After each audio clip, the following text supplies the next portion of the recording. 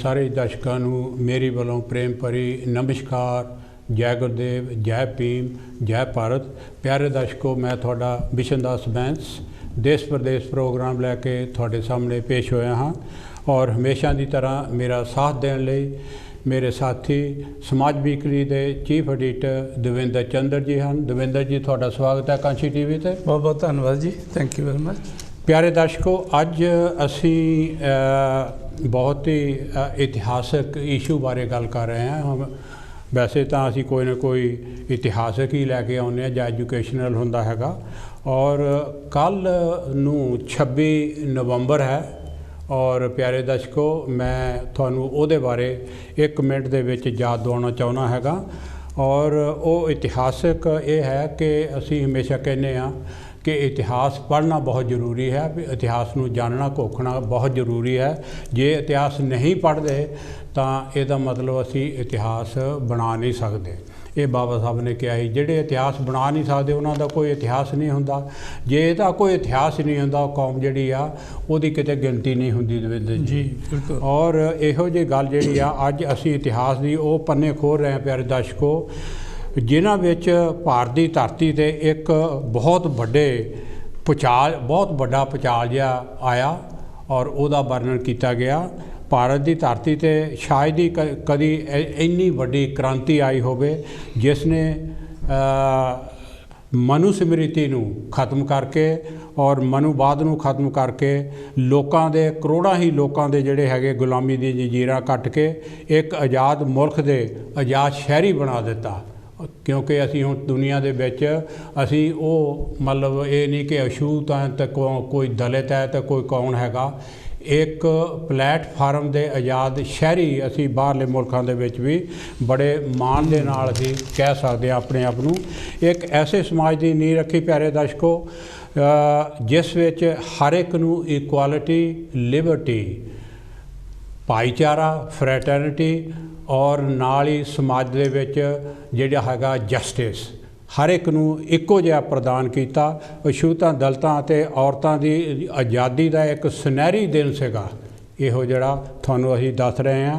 आज़ाद देश, नवां भारत, नवीआं मंगां, नवीआं उम्मीदां, नवे सपने, अपनी सरकार, अपना देश, अपना भविख उज्जवल दिखाई देन लगा। प्यारे दर्शकों, ये एक सपना सीगा भारत दे तमाम लोगों का। कई सालों की जदोजहद और हज़ारां ही शहीदियां कुर्बानियां का सदका 15 अगस्त 1947 नूं भारत आज़ाद होया और भारत का जिहड़ा उस तो बाद संविधान बनया वो 26 जनवरी 1950 नूं लागू होया। सो कल नूं जिहड़ा हैगा ये हैगा 26 नवंबर, जिस दिन भारत का जिहड़ा संविधान हैगा 26 नवंबर 1949 नूं।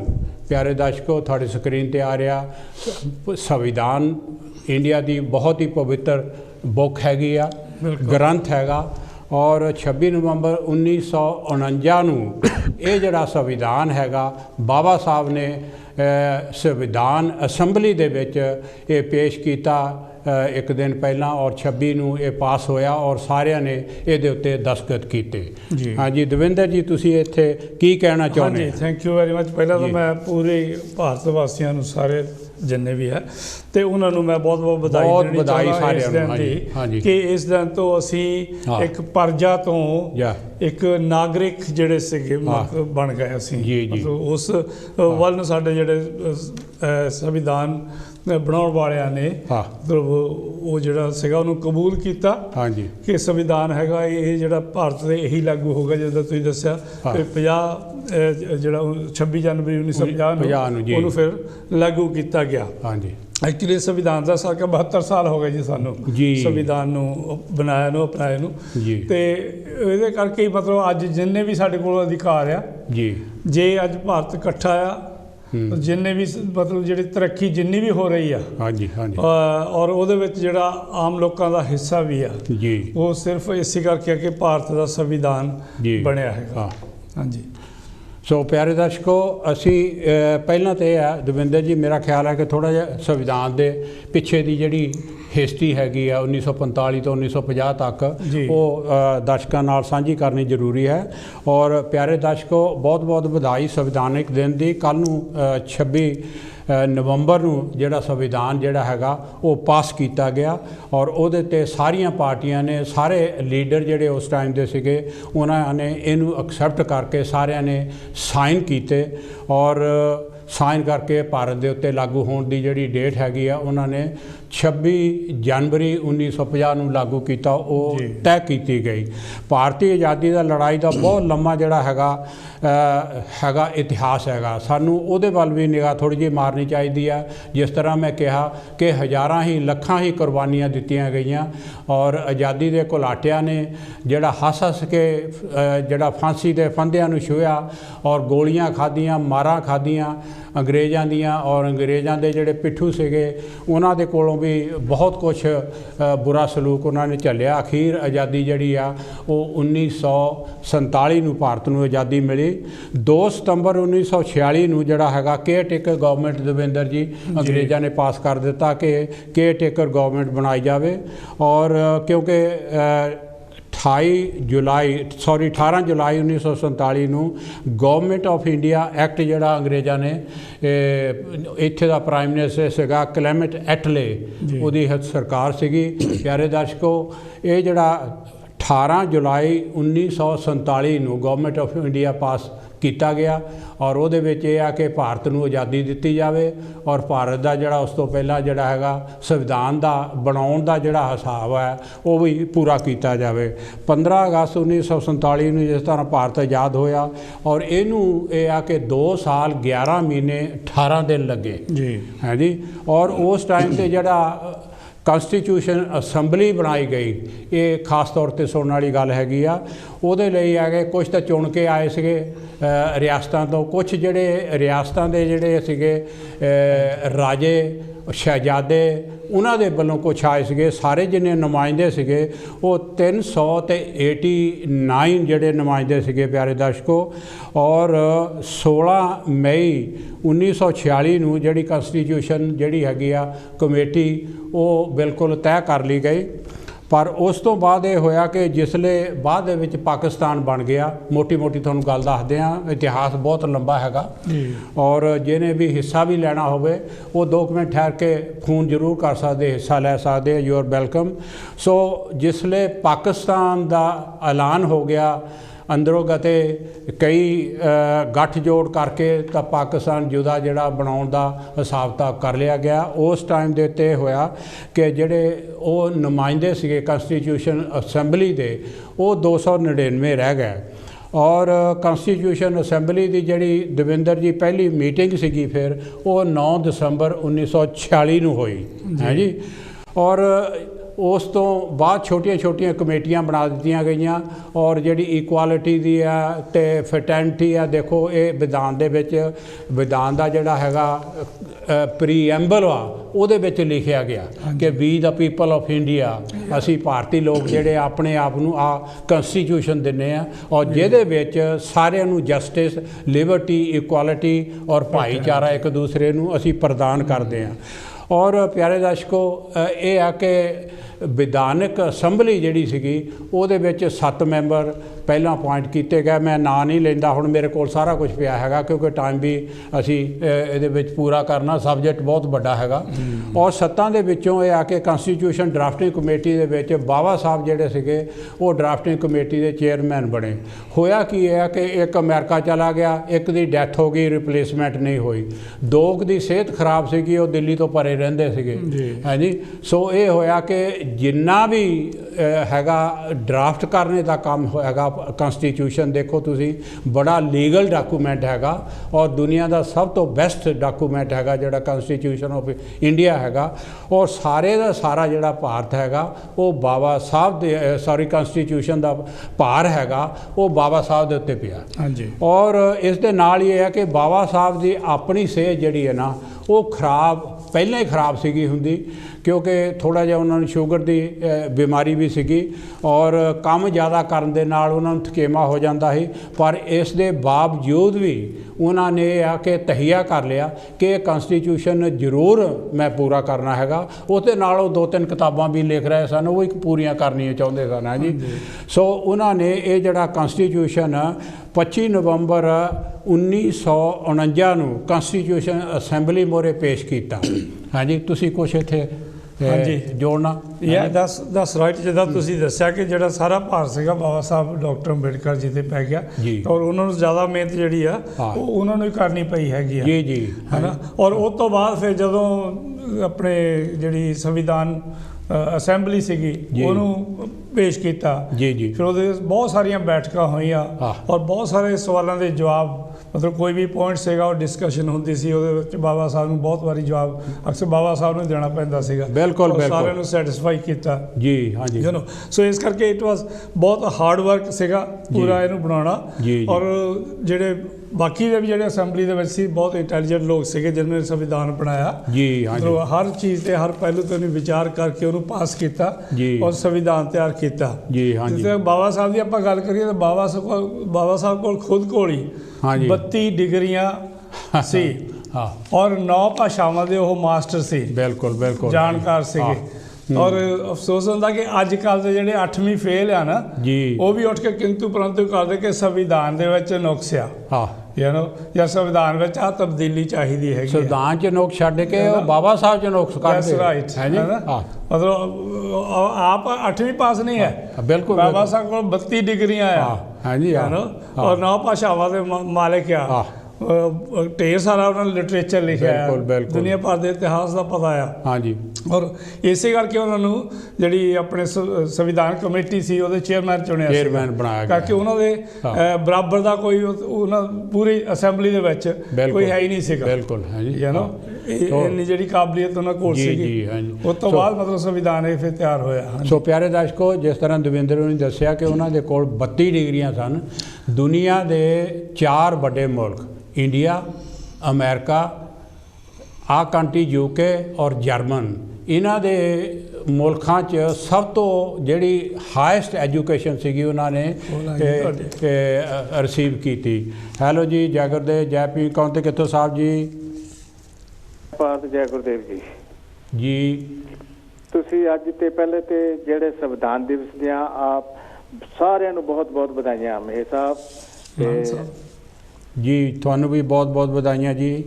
ਤੇ मतलब वजह ਇਹ ਹੈਗਾ ਕਿ ਸੰਵਿਧਾਨ ਬਣਾਇਆ ਬਾਬਾ ਸਾਹਿਬ ਨੇ ਬਹੁਤ ਮਿਹਨਤਾਂ ਨਾਲ जी, ਤੇ ਉਹਨਾਂ ਨੇ ਪੂਰੇ ਸਾਰੀ ਭਾਰਤ ਦੇ ਜਿੰਨੇ ਵੀ ਵਰਗ ਸੇ ਉਹਨਾਂ ਦਾ ਖਿਆਲ ਰੱਖਦਿਆਂ ਹੋਇਆ जी, ਉਸ ਸੰਵਿਧਾਨ ਦੇ ਵਿੱਚ मतलब ਸਾਰਿਆਂ ਨੂੰ ਪੂਰੇ ਰਾਈਟ ਦਿੱਤੇ। जी जी, ਲੇਕਿਨ ਇਹ ਜਿਹੜੀ ਮੌਜੂਦਾ ਗਵਰਨਮੈਂਟ ਆ ਉਹਨਾਂ ਤੋਂ ਬਾਅਦ ਆਈਆਂ जी, ਉਹਨਾਂ ਨੇ ਜਿਹੜਾ ਸੰਵਿਧਾਨ ਸੀ ਉਹਨੂੰ ਪੂਰੀ ਤਰ੍ਹਾਂ ਲਾਗੂ ਨਹੀਂ ਕੀਤਾ जी। ਤੇ ਇਸ ਕਰਕੇ ਸਾਡੇ ਸਮਾਜ ਦਾ ਫਰਜ਼ ਬਣਦਾ ਕਿ ਅਸੀਂ ਇਸ ਸੰਵਿਧਾਨ ਦੀ ਰੱਖਿਆ ਕਰਨੀ ਆ ਜਾਂ ਇਹਨੂੰ ਖਤਮ ਕਰ ਲੈਣਾ ਚਾਹੀਦਾ। ਬਿਲਕੁਲ, ਕਿਉਂਕਿ ਇਹ ਜਿਹੜੀਆਂ ਗਵਰਨਮੈਂਟ ਮਨੂਵਾਦੀ ਸੋਚ ਦੀਆਂ ਗਵਰਨਮੈਂਟਾਂ ਇਸ ਵੇਲੇ ਆਈਆਂ ਜਿਹੜੀਆਂ ਵੀ, ਚਾਹੇ ਕਾਂਗਰਸ ਚਾਹੇ ਬੀਜੇਪੀ, ਕੋਈ ਵੀ ਪਾਰਟੀ ਆਈ ਹੈਗੀ ਆ ਰਾਜ ਸੱਤਾ ਦੇ ਵਿੱਚ, ਇਹਨਾਂ ਨੇ ਭਾਰਤ ਦਾ ਜਿਹੜਾ ਸੰਵਿਧਾਨ ਆ ਪੂਰੀ ਤਰ੍ਹਾਂ ਲਾਗੂ ਨਹੀਂ ਕੀਤਾ ਜੀ, ਔਰ ਨਾ ਇਹ ਲਾਗੂ ਕਰਨਾ ਚਾਹੁੰਦੇ ਨੇ ਜੀ।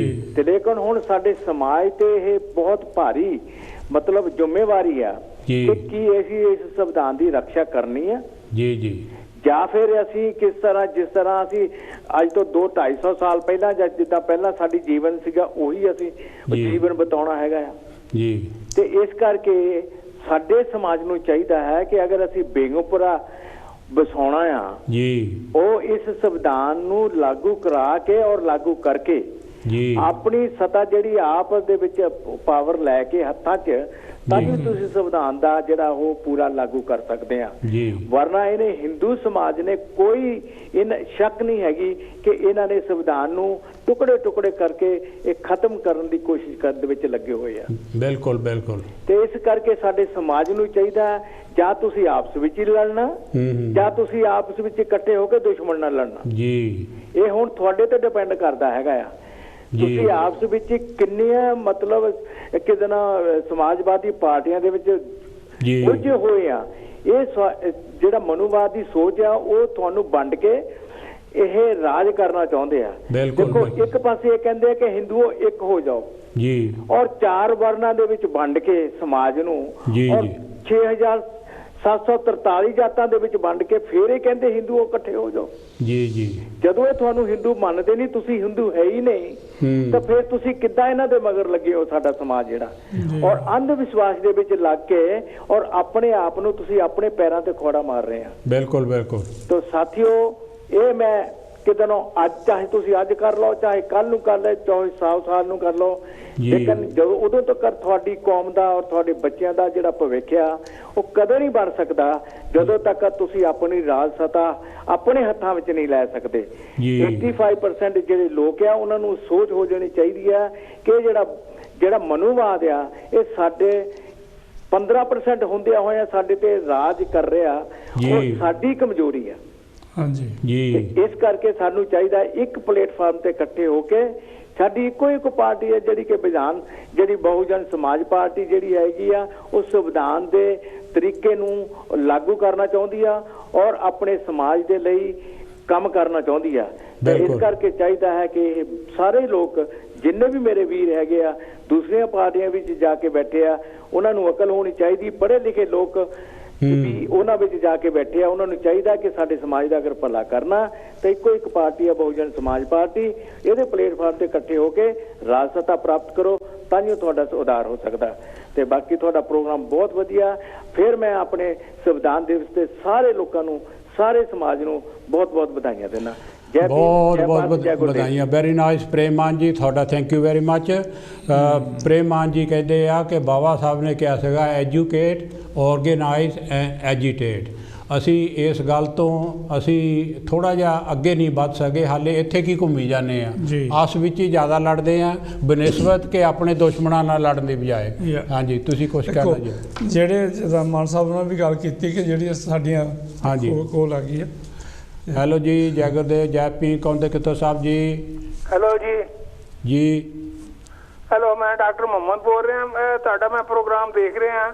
ਤੁਹਾਡਾ ਸਵਾਗਤ ਹੈ ਜੀ ਡਾਕਟਰ ਮੁਹੰਮਦ ਜੀ। ਕਨਸਟੀਟਿਊਸ਼ਨ ਆਫ ਇੰਡੀਆ ਪਾਸ ਹੋਈ ਸੀ, ਲੇਕਿਨ ਇੰਪਲੀਮੈਂਟ 26 ਜਨਵਰੀ ਨੂੰ ਹੋਈ ਸੀ ਸਨ 1950 ਤੇ ਡਾਕਟਰ ਅੰਬੇਦਕਰ ਦੇ ਮੁਤਲਕ ਮੈਂ ਵੀ ਸੁਣਿਆ ਕਿ ਉਹਨਾਂ ਨੇ ਪਾਕਿਸਤਾਨ ਤੇ ਵੀ ਕਿਤਾਬ ਲਿਖੀ ਸੀ।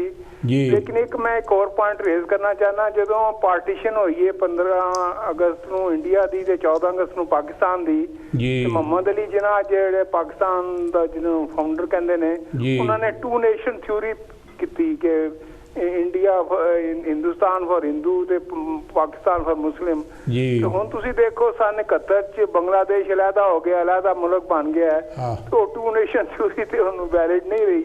ਇਹਦੇ ਮੁਤਲਕ ਕਾਫੀ ਮਤਲਬ ਅਗਰ ਗੌਰ ਕੀਤਾ ਜਾਏ ਤੇ ਉਹ ਜਿਹੜੀ 47 ਦੀ 2 ਨੇਸ਼ਨ ਥਿਊਰੀ ਸੀ ਮੁਹੰਮਦ ਅਲੀ ਜਿਨਾਹ ਨੇ ਪ੍ਰਪੋਜ਼ ਕੀਤੀ ਸੀ, ਉਹ ਤੇ ਹੁਣ ਇਟਸ ਨੋ ਮੋਰ ਵੈਲਿਡ ਕਿਉਂਕਿ ਹੁਣ ਦੇਰ ਆਰ 3 ਨੇਸ਼ਨਸ, ਬੰਗਲਾਦੇਸ਼ ਅਲੱਗਾ ਮੁਲਕ ਬਣ ਗਿਆ ਤੇ ਆਈ ਡੋਂਟ ਥਿੰਕ ਦੈਟ ਉਹ ਜਿਹੜਾ ਮੁਹੰਮਦ ਅਲੀ ਜਿਨਾਹ ਦੀ ਥਿਊਰੀ ਸੀ ਉਹ ਬੰਗਲਾਦੇਸ਼ ਦੀ ਸਕੈਸ਼ਨ ਜਾਂ ਜੋ ਵੀ ਕਹਿ ਲਓ ਅਲੱਗਾ ਹੋ ਗਿਆ, ਇੱਕ ਅਲੱਗਾ ਇੰਡੀਪੈਂਡੈਂਟ ਮੁਲਕ ਹੈ ਤੇ ਉਹ ਦੈਟ ਇਜ਼ ਵੈਲਿਡ ਐਨੀ ਮੋਰ ਜੀ। ਥੈਂਕ ਯੂ ਜੀ, ਥੈਂਕ ਯੂ। ਦੇਖੋ ਪਿਆਰੇ ਦਰਸ਼ਕੋ, ਮੁਹੰਮਦ ਜੀ ਹੁਣੀ ਜਿਹੜੀ ਗੱਲ ਕਹਿ ਕੇ ਗਏ ਨਾ ਕਿ ਪਾਕਿਸਤਾਨ ਜੁਦਾ ਹੋ ਗਿਆ ਔਰ ਪਾਕਿਸਤਾਨ ਦੇ ਵੀ 2 ਟੁਕੜੇ ਬਣ ਗਏ, ਬੰਗਲਾਦੇਸ਼ ਵੀ ਜੁਦਾ ਹੋ ਗਿਆ ਔਰ ਆਜ਼ਾਦੀ ਦੀ ਇੱਕ ਕਹਾਣੀ ਆ, ਕਹਾਣੀ ਨਹੀਂ ਇੱਕ ਗੁਪਤ ਜਿਹੜੀ ਹੈਗੀ ਇਸ ਹਿਸਟੋਰੀਕਲ ਜਿਹੜੀ ਆ ਉਹ ਗੱਲ ਇਹ ਹੈਗੀ ਆ ਕਹੀ ਜਾਂਦੀ ਕਿ ਹੈਲੋ ਜੀ, ਜੈ ਗੁਰਦੇਵ, ਜੈ ਪੀ ਕੌਂਦੇ ਕਿੱਥੋਂ ਸਾਹਿਬ ਜੀ? ਬੈਲ ਸਾਹਿਬ, ਮੈਂ ਫਕੀਰ ਚੰਦ ਚੌਹਾਨ ਆ ਇੱਥੋਂ ਬਰਮਿੰਘਮ ਤੋਂ। ਚੌਹਾਨ ਜੀ, ਤੁਹਾਡਾ ਸਵਾਗਤ ਹੈ ਕਾਂਚੀ ਟੀਵੀ ਤੇ। ਕੀ ਕਹਿਣਾ ਚਾਹੁੰਦੇ ਆ? ਦੇਖੋ, ਅੱਜ ਆਪ ਚਰਚਾ ਕਰ ਰਹੇ ਹੋ ਸੰਵਿਧਾਨ ਦਿਵਸ ਤੇ ਜੀ, ਜਿਹੜਾ ਕਿ ਕੱਲ ਨੂੰ ਹੈਗਾ 26 ਨਵੰਬਰ 1949 ਨੂੰ ਜੀ ਕੌਂਸਟੀਟਿਊਂਟ ਅਸੈਂਬਲੀ ਨੇ ਪਾਸ ਕੀਤਾ ਸੀ ਜੀ। ਪਰ ਉਹ ਦੇਖੋ ਜਿਹੜੀ ਪ੍ਰਕਿਰਿਆ ਉਹਦੇ ਬਾਰੇ ਸੱਚੀ ਜਾਣਕਾਰੀ ਨਹੀਂ ਲੋਕ ਦਿੰਦੇ, ਕਿਉਂਕਿ ਕੋਈ ਕੁਛ ਕਹਿਣ ਦਾ, ਕੋਈ ਕੁਛ ਜੀ। ਉਹ ਸੱਚੀ ਜਾਣਕਾਰੀ ਇਹ ਆ ਵੀ ਜਿਸ ਵੇਲੇ ਭਾਰਤ ਇੰਡੀਆ ਜਿਹੜਾ ਹੈ ਅੰਗਰੇਜ਼ਾਂ ਦਾ ਗੁਲਾਮ ਹੋ ਗਿਆ ਸੀ ਜੀ, ਔਰ ਉਹ ਫਿਰ ਜਿਸ ਵੇਲੇ ਇਹ ਪ੍ਰਕਿਰਿਆ ਸ਼ੁਰੂ ਹੋਈ ਵੀ ਆਜ਼ਾਦੀ ਦੇਣੀ ਹੈ ਤਾਂ ਸੰਵਿਧਾਨ ਦੀ ਲੋੜ ਸੀ ਜੀ। ਉਹ ਫਿਰ ਜਿਸ ਵੇਲੇ ਵਰਲਡ ਵਾਰ ਲੱਗੀ 1939 ਤੋਂ ਸ਼ੁਰੂ ਸੀ, ਉਹ ਪਤਾ ਹੀ ਨਹੀਂ ਸੀ ਵੀ ਕਦ ਖਤਮ ਹੋਣੀ।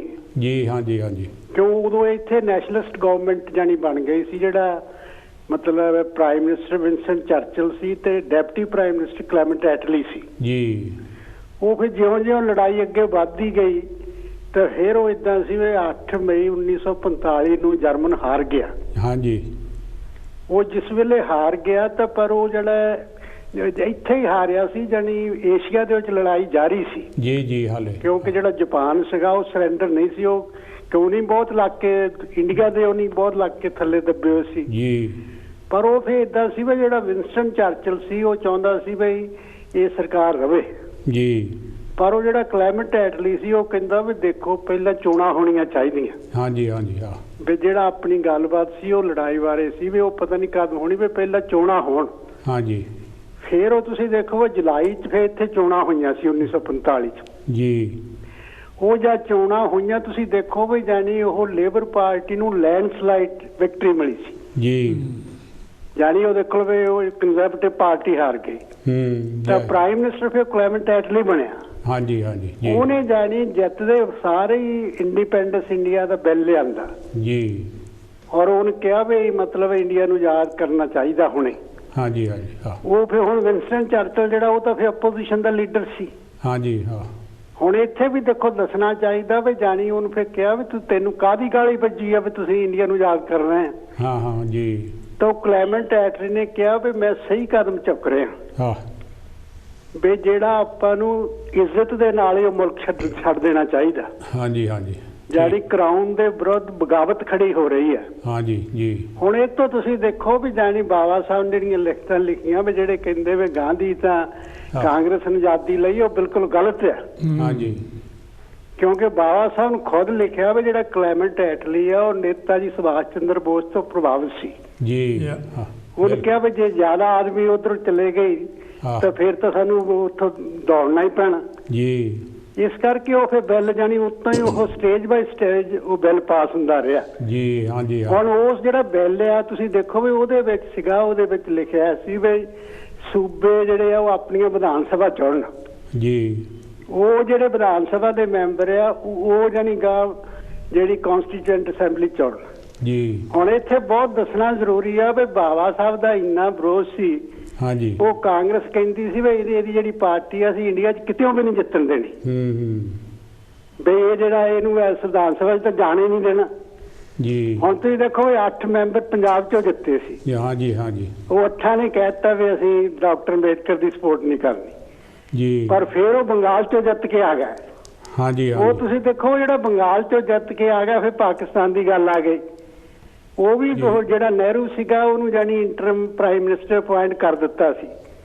ਉਹਨੇ ਜਾਨੀ ਚਾਲ ਚੱਲੀ, ਉਹ ਜਿੱਥੋਂ ਜਿੱਤੇ ਸੀ ਉਹ ਇਲਾਕਾ ਹੀ ਪਾਕਿਸਤਾਨ ਨੂੰ ਦੇ ਦਿੱਤਾ ਜੀ। ਔਰ ਫਿਰ ਤੁਸੀਂ ਦੇਖੋ ਫਿਰ ਕਲੈਮੈਂਟ ਐਟਲੀ ਜੀ ਨੂੰ ਬਾਬਾ ਸਾਹਿਬ ਮਿਲੇ, ਉਹਨੇ ਕਿਹਾ ਵੀ ਦੇਖੋ ਵੀ ਇਹ ਜਿਹੜਾ ਏਰੀਆ ਇੱਥੇ ਤਾਂ ਇੰਨੇ ਮੁਸਲਮਾਨ ਹੈ ਨਹੀਂ ਵੀ ਮੇਰੀ ਸੀਟ ਕਿੱਦਾਂ ਦੇ ਦਿੱਤੀ। ਉਹਨੇ ਫਿਰ ਨਹਿਰੂ ਤੋਂ ਕੰਡੀਸ਼ਨ ਲਾਏ ਵੀ ਜਾਂ ਤਾਂ ਇਹ ਸੀਟ ਇੰਡੀਆ 'ਚ ਕਰ, ਨਹੀਂ ਤਾਂ ਕੋਈ ਬੰਦਾ ਰਿਜ਼ਾਈਨ ਕਰੇ ਜੀ ਜੀ। ਉਹ ਫਿਰ ਜਿਹੜਾ ਪੂਨਾ ਤੋਂ ਚੁਣਿਆ ਸੀ ਬੰਦਾ ਜਾਇਕਰ, ਉਹਨੇ ਫਿਰ ਆਪ ਹੀ ਰਿਜ਼ਾਈਨ ਕੀਤਾ। ਉਹਨੇ ਕਿਹਾ ਵੀ ਡਾਕਟਰ ਅੰਬੇਡਕਰ ਨਾਲ ਧੱਕਾ ਹੋ ਰਿਹਾ। ਬਿਲਕੁਲ ਬਿਲਕੁਲ। ਤਦ ਫਿਰ ਬਾਬਾ ਸਾਹਿਬ ਉੱਥੋਂ ਜਾਣੀ ਐਲਾਨੇ ਆ। ਹਾਂਜੀ। ਔਰ ਬਾਅਦ ਦੇ ਵਿੱਚ ਤੁਸੀਂ ਦੇਖੋ ਜਿਹੜਾ ਕਿਹਾ ਜਾਂਦਾ ਵੀ ਜਾਣੀ ਨਹਿਰੂ ਨੇ ਚਾਲ ਚੱਲੀ, ਉਹ ਚਾਹੁੰਦਾ ਸੀਗਾ ਵੀ ਜਾਣੀ ਮੈਂ ਆਪਣੇ ਸਭ ਕੁਝ ਕਰਾਂ। ਬਿਲਕੁਲ। ਉਹਨੇ ਜਾਣੀ US ਨੂੰ ਲੈਟਰ ਲਿਖਿਆ ਸੀ ਵੀ ਅਸੀਂ ਸੰਵਿਧਾਨ ਬਣਾਉਣਾ ਵੀ ਸਾਡੀ ਮਦਦ ਕਰੋ। ਉਹ US ਤੋਂ ਉਹਨੇ ਜਵਾਬ ਦਿੱਤਾ, ਉਹਨੇ ਕਿਹਾ ਵੀ ਸਭ ਤੋਂ ਪੜ੍ਹਿਆ ਬੰਦਾ ਤਾਂ ਤੁਹਾਡੇ ਕੋਲ ਆ ਔਰ ਮੈਂਬਰ ਵੀ ਬਣ ਗਿਆ ਜੀ। ਉਹ ਜਿਹੜਾ ਮਤਲਬ ਅਮਰੀਕਾ ਦਾ ਪ੍ਰੈਜ਼ੀਡੈਂਟ ਸੀ ਆਈਜ਼ਨਹਾਵਰ, ਉਹ ਬਾਬਾ ਸਾਹਿਬ ਦੇ ਨਾਲ ਕੋਲੰਬੀਆ ਯੂਨੀਵਰਸਿਟੀ ਇਕੱਠਾ ਪੜ੍ਹਿਆ ਸੀ ਜੀ। ਔਰ ਫਿਰ ਜਾਨੀ ਨਹਿਰੂ ਕੋਲ ਕੋਈ ਵਿਚਾਰਾ ਹੀ ਨਹੀਂ ਰਿਹਾ। ਹੁਣ ਉਹ ਤੁਸੀਂ ਦੇਖੋ ਵੀ ਬਾਬਾ ਸਾਹਿਬ ਨੇ ਕਿੰਨੀ ਮਿਹਨਤ ਨਾਲ ਬਣਾਇਆ। ਹਾਂਜੀ ਹਾਂ। ਸੰਵਿਧਾਨ ਬਣਾਇਆ ਜਾਨੀ ਉਹਨੀ ਦਿਨੀ ਜਾਨੀ ਤੁਸੀਂ ਦੇਖੋ ਵੀ ਨਹਿਰੂ ਦੀ ਇੰਨਾ ਮੀਡੀਆ ਜਾਨੀ ਅੰਨੇਵਾਹ ਸਪੋਰਟ ਕਰ ਰਿਹਾ ਸੀ ਜੀ। ਉਹ ਸੰਵਿਧਾਨ ਨਿਰਮਾਣ ਹੋਣ ਤੇ ਕਾਰਟੂਨ ਛਪਿਆ ਸੀ। ਹਾਂਜੀ ਹਾਂਜੀ। ਉਹ ਕਾਰਟੂਨ ਦੇ ਵਿੱਚ ਬਾਬਾ ਸਾਹਿਬ ਨੂੰ ਕੱਛੂ ਤੇ ਬਿਠਾ ਲਿਆ ਤਾਂ ਨਹਿਰੂ ਬਾਬਾ ਸਾਹਿਬ ਨੂੰ ਕੁੱਟ ਰਿਹਾ ਵੀ ਤੂੰ ਹੌਲੀ ਬਣਾਉਣਾ ਵੀ ਕਾਲੀ। ਤੁਸੀਂ ਦੇਖੋ ਨਹਿਰੂ ਇੱਕ ਬਹੁਤ ਜਾਨੀ ਜੋ ਉਹਦੀ ਕਾਰਵਾਈ ਬਿਲਕੁਲ ਗਲਤ ਸੀ। ਉਹ ਤਾਂ ਹਰੇਕ ਜਗ੍ਹਾ ਤੇ ਧੋਖਾ ਕਰਦਾ ਸੀ, ਪਰ ਉਹ ਤੁਸੀਂ ਦੇਖੋ ਵੀ ਉਹ ਸੰਵਿਧਾਨ ਬਣ ਗਿਆ ਜੀ। ਉਹ ਜਾਨੀ ਕੌਂਸਟੀਟਿਊਂਟ ਅਸੈਂਬਲੀ ਨੇ ਲਾਗੂ ਕਰ ਦਿੱਤਾ, ਮਤਲਬ ਪਾਸ 26 ਨਵੰਬਰ 1949 ਨੂੰ ਕਰ ਦਿੱਤਾ। ਬਾਬਾ ਸਾਹਿਬ ਨੇ ਜਾਨੀ ਇਕੱਲੇ ਬਹੁਜਨ ਸਮਾਜ ਲਈ ਉਹਨੇ ਪੂਰੀ ਰਾਸ਼ਟਰ ਦੀ ਸੇਵਾ ਕੀਤੀ ਹੈ ਜੀ। ਔਰ ਉਸ ਕਾਰਟੂਨ ਬਾਰੇ ਮੈਂ ਦੱਸਣਾ ਚਾਹੁੰਦਾ ਵੀ ਉਹ ਜਾਨੀ ਕਾਰਟੂਨ ਉਹ ਤਾਂ ਅਖਬਾਰ 'ਚ ਛਪਿਆ ਸੀ, ਜਦ ਮਨਮੋਹਨ ਸਿੰਘ ਪ੍ਰਾਈਮ ਮਿਨਿਸਟਰ ਸੀ ਤਾਂ ਉਹਨੇ ਫਿਰ ਇੱਕ ਕਿਤਾਬ ਦੇ ਵਿੱਚ ਛਾਪ ਦਿੱਤਾ ਜੀ। ਉਹ ਇੰਨਾ ਪ੍ਰੋਟੈਸਟ ਹੋਇਆ ਔਰ ਪਾਰਲੀਮੈਂਟ ਦੇ ਵਿੱਚ ਪ੍ਰੋਟੈਸਟ ਹੋਇਆ। ਬਿਲਕੁਲ ਬਿਲਕੁਲ, ਥੈਂਕ ਯੂ। ਔਰ ਉਹ ਕਪਿਲ ਸਿੱਬਲ ਨੇ ਮਾਫੀ ਮੰਗੀ ਆ ਵੀ ਅਸੀਂ ਇਹ ਵਿਡਰਾ ਕਰਨਾ ਹੈ ਜੀ। Thank you. ਕਿਉਂਕਿ ਸੱਚ ਇਹ ਆ ਵੀ ਬਾਬਾ ਸਾਹਿਬ ਨੇ ਸਾਰਾ ਕੁਝ ਕੀਤਾ, ਪਰ ਬੜੇ ਦੁੱਖ ਦੀ ਗੱਲ ਆ ਤੇ ਉਹ ਸੰਵਿਧਾਨ ਨੂੰ ਨਾ ਨਹਿਰੂ ਨੇ ਲਾਗੂ ਕੀਤਾ ਔਰ RSS ਤਾਂ ਉਹਨੂੰ ਬਦਲਣ ਲੱਗੀ ਹੋਈ ਹੈ ਜੀ। ਇਸ ਕਰਕੇ ਅੱਜ ਦੇ ਦਿਨ ਤੇ ਸਭ ਤੋਂ ਜ਼ਿਆਦਾ ਜਿਹੜਾ ਸਤਿਕਾਰ ਹੈ ਉਹ ਬਾਬਾ ਸਾਹਿਬ ਦਾ ਹੋਣਾ ਚਾਹੀਦਾ। ਬਿਲਕੁਲ, ਜੈ ਭਾਰਤ। ਥੈਂਕ ਯੂ ਜੀ, ਥੈਂਕ ਯੂ। ਪਿਆਰੇ ਦਰਸ਼ਕੋ, ਮੈਂ ਇੱਕ ਜ਼ਰੂਰੀ ਦਵਿੰਦਰ ਜੀ ਜ਼ਰੂਰ ਦੱਸਣੀ ਚਾਹੁੰਦਾ ਗੱਲ, ਉਹ ਬਾਬਾ ਸਾਹਿਬ ਦਾ ਜਿਹੜਾ ਭਾਸ਼ਣ ਸੀਗਾ 25 ਨਵੰਬਰ 1949 ਔਰ ਉਹਨਾਂ ਨੇ ਜਿਹੜਾ ਕਨਸਟੀਟਿਊਸ਼ਨ ਅਸੈਂਬਲੀ ਨੂੰ, ਪਿਆਰੇ ਦਰਸ਼ਕੋ, ਜਿਸਲੇ ਬਿੱਲ ਪੇਸ਼ ਕੀਤਾ ਨਾ, ਕਨਸਟੀਟਿਊਸ਼ਨ ਦਾ ਡਰਾਫਟ ਪੇਸ਼ ਕੀਤਾ, ਉਹ ਜਿਹੜੀ ਸਪੀਚ ਸੀਗੀ ਉਹਨਾਂ ਦੀ ਉਹ ਬਹੁਤ ਰਿਮਾਰਕੇਬਲ ਸੀਗੀ। ਉਹਨਾਂ ਨੇ ਕਿਹਾ ਕਿ ਅਸੀਂ ਮੇਰੇ ਦਿਲ ਦੇ ਵਿੱਚ ਕਹਿੰਦੇ ਵੀ ਇੱਕ ਧੜਕਣ ਹੈਗੀ ਆ, ਹਾਂਜੀ ਹਾਂਜੀ, ਉਹ ਇਹ ਹੈਗੀ ਆ ਕਿ ਅਸੀਂ ਇੱਕ ਦਫਾ ਨਹੀਂ ਕਈ ਦਫਾ ਆਜ਼ਾਦੀ ਜਿਹੜੀ ਆ ਉਹ ਲੂਜ਼ ਕਰ ਚੁੱਕੇ ਆ ਜੀ। ਔਰ ਹੋ ਸਕਦਾ ਕਿ ਉਹ ਹਾਲਾਤ ਫਿਰ ਪੈਦਾ ਕਰਕੇ ਅਸੀਂ ਆਜ਼ਾਦੀ ਫਿਰ ਲੂਜ਼ ਕਰ ਜਾਈਏ। ਔਰ ਉਹ ਜਿਹੜੇ ਹਾਲਾਤ ਆ ਨਾ, ਉਹਨਾਂ ਨੇ ਆਪ ਦੱਸਿਆ ਕਿ ਅਸੀਂ ਆਪਣੀ ਆਜ਼ਾਦੀ ਆਪਣੇ ਲੋਕਾਂ ਦੀ ਗੁਦਾਰੀ ਅਤੇ ਧੋਖਾਦਹੀ ਨਾਲ ਅਸੀਂ ਲੂਜ਼ ਕੀਤੀ ਸੀ ਜੀ। ਉਹਨਾਂ ਨੇ ਉਦਾਹਰਨ ਦਿੱਤੇ ਕਿ 695 ਤੋਂ ਲਾ ਕੇ 715 ਮੁਹੰਮਦ ਬਿਨ ਕਾਸਮ ਜਿਹੜਾ ਹੈਗਾ ਉਹਨੇ ਭਾਰਤ 'ਤੇ ਹਮਲਾ ਕੀਤਾ ਔਰ ਜਿਹੜੇ ਇੰਡੀਆ ਦੇ ਰਾਜਿਆਂ ਦੇ ਕਮਾਂਡਰ ਸੀ ਉਹ ਵੱਢੀ ਲੈ ਕੇ ਉਹਦੇ ਨਾਲ ਰਲ ਗਏ। ਮੈਂ ਬਾਅਦ ਦੇ ਵਿੱਚ ਇਸ ਗੱਲ 'ਤੇ ਆਉਣਾ। ਹੈਲੋ ਜੀ, ਜੈ ਗੁਰਦੇਵ, ਜੈ ਭੀਮ, ਕੌਣ ਤੇ ਕਿੱਥੋਂ ਸਾਹਿਬ ਜੀ? ਹੈਲੋ ਹੈਲੋ ਜੀ। ਹਾਂਜੀ, ਇਹ ਕੌਣ ਬੋਲ ਰਿਹਾ ਜੀ? ਹਾਂਜੀ, ਤੁਸੀਂ ਕੌਣ ਬੋਲ ਰਿਹਾ ਜੀ? ਹਾਂ, ਮੈਂ ਚਾਵਲਾ ਬੋਲ ਰਿਹਾ ਜੀ, ਸਟਫੋਰਡ ਤੋਂ, ਲੰਡਨ ਤੋਂ। ਹਾਂ, ਤੁਹਾਡਾ ਸਵਾਗਤ ਹੈ ਚਾਵਲਾ ਜੀ। ਕੀ ਕਹਿਣਾ ਚਾਹੁੰਦੇ ਆ?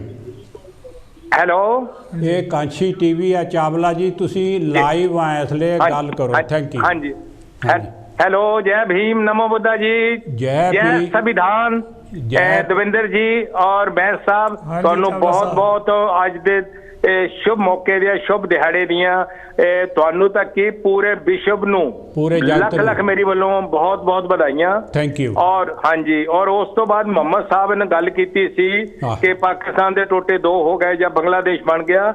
ਇਹ ਇੱਕ ਹਕੀਕਤ ਆ ਕਿ ਬਾਬਾ ਸਾਹਿਬ ਨੇ ਜਿਸ ਵੇਲੇ ਪਾਕਿਸਤਾਨ ਦਾ ਬਟਵਾਰਾ ਹੋਇਆ, ਬਾਬਾ ਸਾਹਿਬ ਨੇ ਕਿਹਾ ਸੀ ਕਿ ਇਹ ਜਿਹੜਾ ਉੱਥੇ ਦਾ ਕਲਚਰ ਹੈ, ਇਹੋ ਜਿਹਾ ਮਾਹੌਲ ਬਣ ਜਾਣਾ ਕਿ ਉਹਨਾਂ ਲੋਕਾਂ ਦੇ ਇਦਾਂ ਦੇ ਇੰਨਾ ਡਿਫਰੈਂਸ ਹੋਣਾ ਕਿ ਇੰਨੀ ਦੇਰ ਜਿਹੜੀ ਹੈ ਨਾ ਉਹ ਆਜ਼ਾਦੀ ਜਿਹੜੀ ਉਹ ਨਹੀਂ ਐਕਸੈਪਟ ਤੁਸੀਂ ਕਰੋਗੇ।